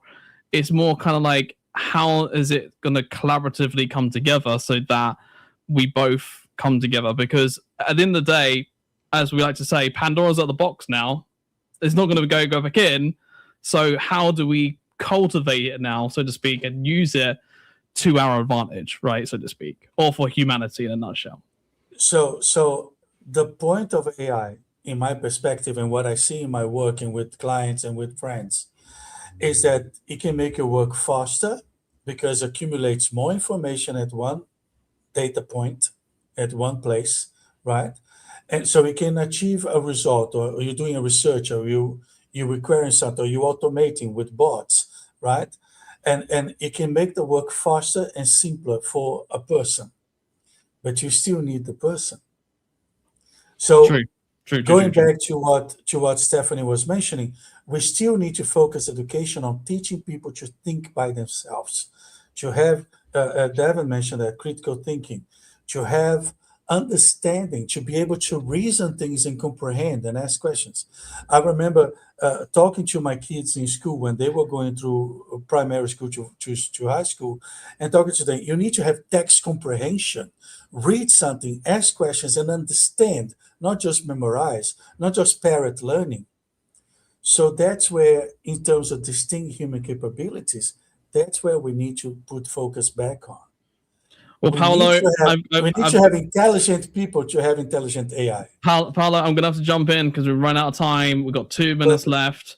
So just to round everything up, first of all, it's been such an insightful discussion. Thanks to each and every one of the panelists on here today. I want to say that, first of all. Second of all, make sure you go and follow them on LinkedIn. Go on and check them out, connect with them, speak with them, talk about AI stuff and the future of learning, but also follow the journey, connect, comment, etc. as well. So that is it from us here at GatherVerse for this roundtable discussion. And up next, we're going to be having a fireside chat coming up in just a minute, I believe. Yes, so our guest is here, so we're going to be having the fireside chat next. And that is it for this roundtable discussion. So thank you very much, panelists, and our Gather was well. Thank you so much. Thank you. Bye-bye. Thank you for the time. Thank you, everyone. Bye. Thanks. Bye. GatherVerse team.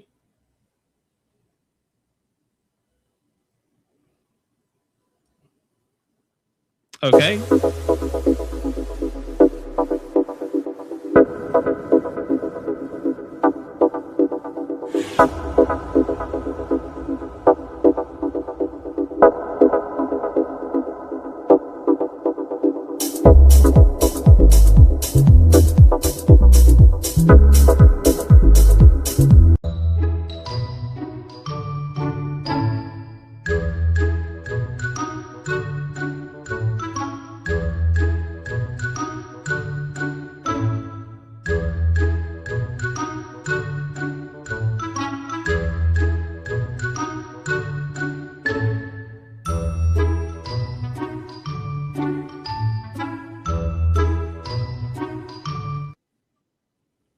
Wow, what an amazing fireside chat. And hello, Dr. Danielle. It's great to have you with us. And in this fireside chat, we're going to be talking about leadership and authority in contemporary academia. Dr. Danielle, thank you for joining us today. How are you?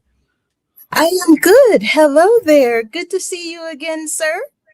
Good to see you as well. Please introduce yourself and tell us who you are for the people that don't know who you are. Most definitely. Hello, everyone. My name is Dr. Danielle Joy Davis. I am a full tenured professor at St. Louis University in the School of Education there. I also am the founder of the Circle of Excellence STEM program, which is a nationwide program that I have developed and have worked with students nationally and virtually in terms of science education, STEM education. So I'm excited to be here to share and discuss. Absolutely, Dr. Danielle, and like I said, it's also great to see you again as well.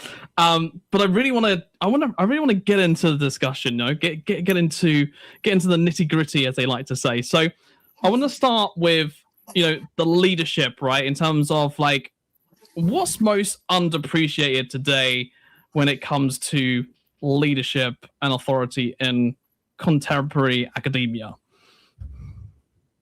What's underappreciated, you said? Yeah, so what's the most under like in forms of like literacy, right? What's the most underappreciated, when it comes to that side of things? Okay, all right. Well, one thing that I think about if we're talking about, are you referring to STEM literacy? Are you referring to leadership and where we are? Leadership. Like forms of literacy and leadership. Sorry, I need to be a bit more specific for you. Right. So no, the question is, what forms of literacy are most underappreciated in today's leadership conversations? Apologies about that. Oh yes. Okay, now I understand more. Thank you. Yes. Well, I think that today, in terms of leadership, I think that digital literacy in terms of how and when to apply new technology and even AI tools, it is new and developing in certain spaces, right? Mm-hmm. It seems like technology is rapidly changing for all of us so quickly. And sometimes we can barely keep up, right? And even for leaders are learning how to apply this type of technology, particularly the multiple types of AI technology, but not only just apply it, but to, particularly in education, applying it in ethical ways. I think that the hesitancy of leaders in higher education, at least, to apply it fully, right, is the hesitancy is to think about, okay, what are ethical considerations that we should think about as we apply the various technologies as a campus community and as we train our students to apply it as well in varying fields, right? So I think that that's something that is really an ongoing conversation, I agree. And do you think, like, within academia, like I notice there's a big push, right, on AI, just in general, right? Get people up to speed, training people, etc. So, and this is not one of the questions that's pre-done, by the way. This is a question coming off the top of my head. When we're talking about in academia, do you think sometimes it could be one of two options? Number one is that professors are scared and worried, and they don't want to teach the raw things, and maybe they don't want to use AI, so they go back to the old school ways in doing it. Or two, could it even be that above, like for example, the boards and stuff you have, could it also be that they potentially slow things down, so to speak, because they want to make sure that they do things right in the correct way, and that slow process obviously slows other things down within academia? Could it be those two, or even could be something completely different? I think, Russell, that you're right on point, that I have witnessed both occur in different contexts. So I think you're right on point with that assumption, you know. However, the good thing is that there are efforts that I know that GatherVerse has featured pretty much for the last 12 months or so. There are efforts that GatherVerse has featured where basically the efforts are geared toward educating educators, educating educators, educating leaders, right? And that I think those efforts are absolutely phenomenal. In fact, there are also efforts to educate business people. I know that I am a part of an organization for entrepreneurs. And that organization for entrepreneurs is called Every.Black. And a couple of weeks ago, that organization had an AI summit where basically for multiple hours on a Saturday, various entrepreneurs from all across the country gathered to learn about various AI technologies and how can they use those technologies to move their various businesses forward. So even though there's hesitancy, like you just mentioned, and even though that hesitancy can slow adoption in some spaces, not all spaces, but some spaces, there still are multiple efforts to promote education and understanding. So I think that that's exciting. I totally agree. And you know, how do we create, like, when we're talking to like leadership and stuff, how do we create that sort of safety, right, where like people are like safe and comfortable to learn about AI and, you know, becoming authority figures maybe within AI, etc. How do we, like, what behaviors, so to speak, help create that safety for them? Does that kind of like make sense? Yes, yes. That is an excellent question, Russell. And I will go again back to back to the organization I just mentioned. I think very highly of this organization, the entrepreneurial organization Every.Black. And I feel that my involvement in that organization has actually boosted my confidence in the use of AI. And you're probably Okay. wondering, well, what did they do to boost your confidence in Yeah, that's what I was AI? thinking. I'm When, like, I want some of that. Boost my when confidence. all the other professors are trying to avoid it and don't want to talk about it, like what's the difference here?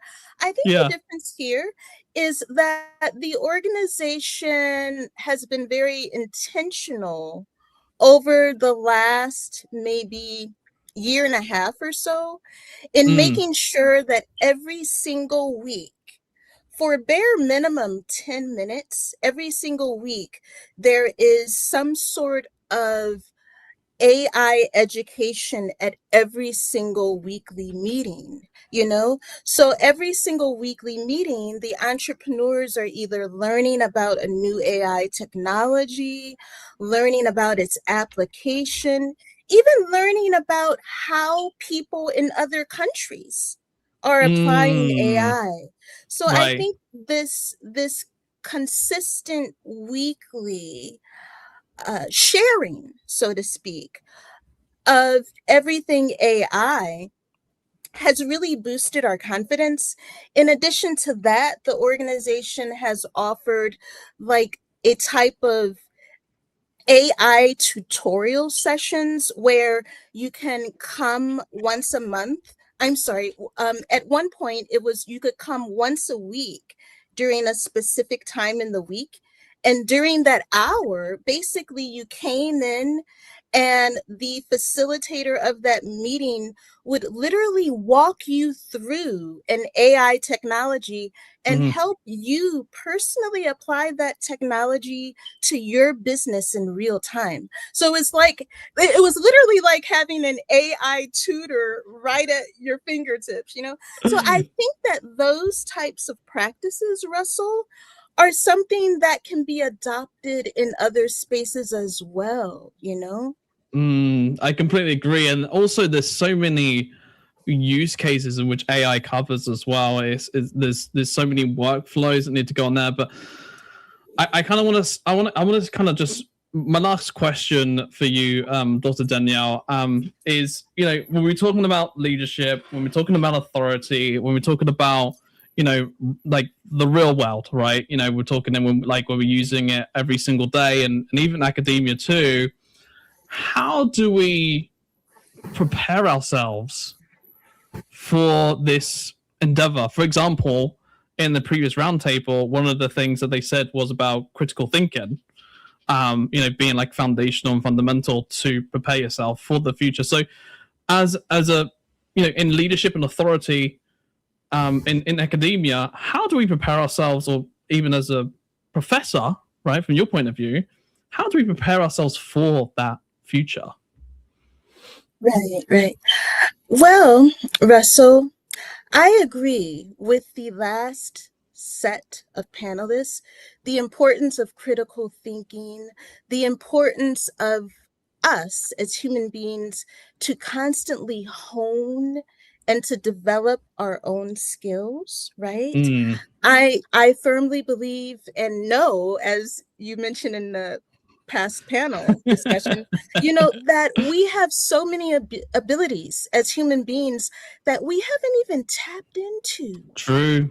We haven't even figured it out yet, right? Yeah. So because of that, even though I see the value of AI, even I encourage students to use it as a tool. Yes, it's a creative tool that can move your work faster and further in so many different ways.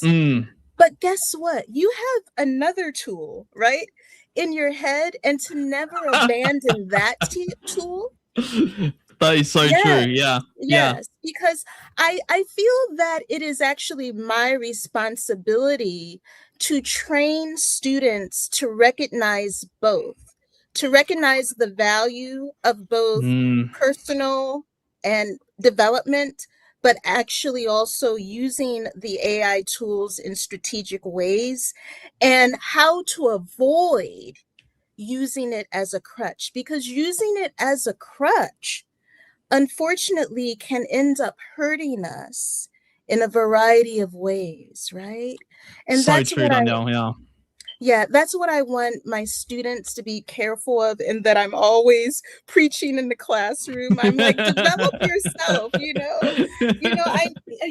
everything, physically, mentally, develop yourself, because at some point you're going to have to come face to face with your clientele. You're going to have to come face to face in real time, in real life, with the community members that you are serving. And don't you want your representation online to be equivalent to what you are in real life? 100%. Like in the spirit of authenticity and being genuine. Don't I want to cultivate my own personal speaking skills so that people, when they come to me in real life, can know that, yes, this is my voice. Yes, this is my mind. And I'm not relying upon some video AI tool to speak for me, that these are my gifts in real life. Right? 100%. So that's what I encourage students to understand and to honor.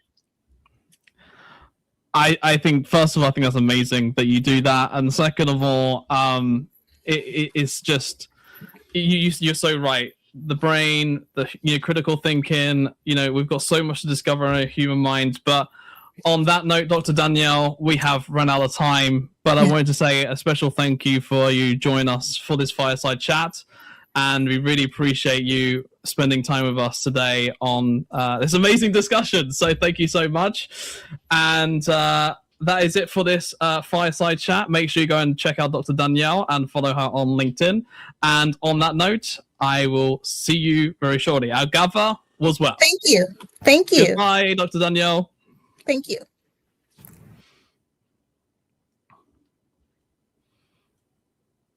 Oh, and on on that note, I thought we was going to have a nice transition there.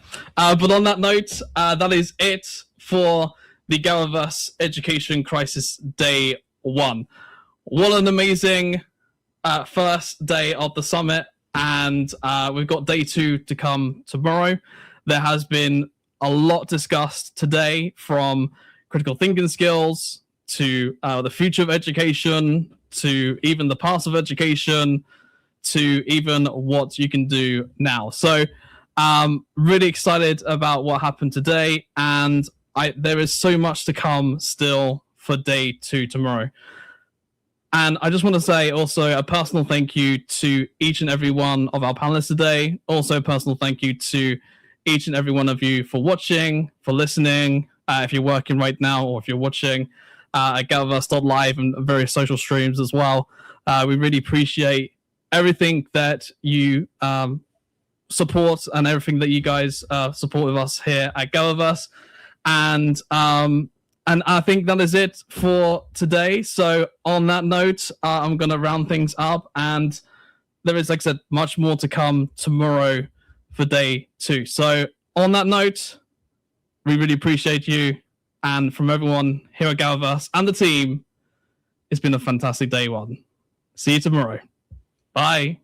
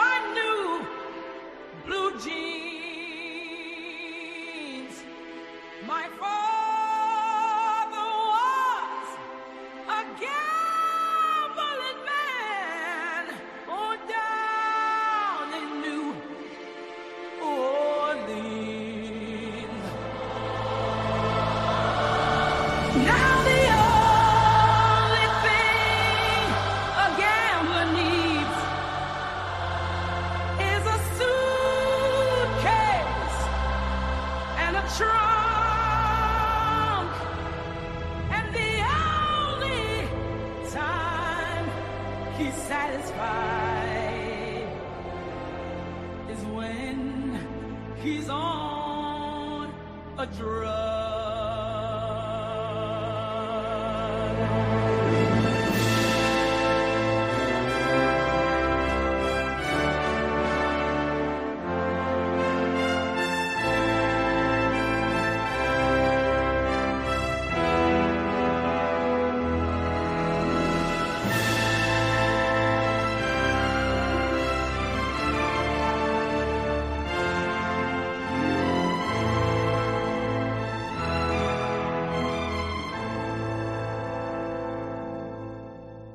Oh, mothers, tell your children not to do what I have done. Spend your lives in sin and misery in the house of the rising sun.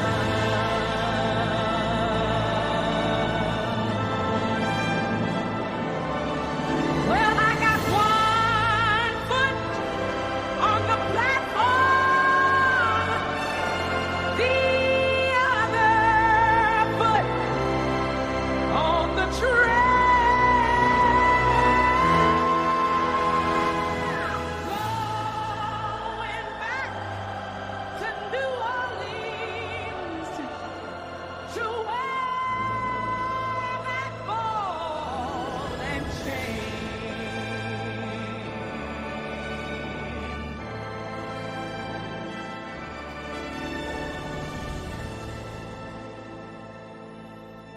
Well, there is a house in New Orleans they call the Rising Sun, and it's been the ruin of many a poor boy, and God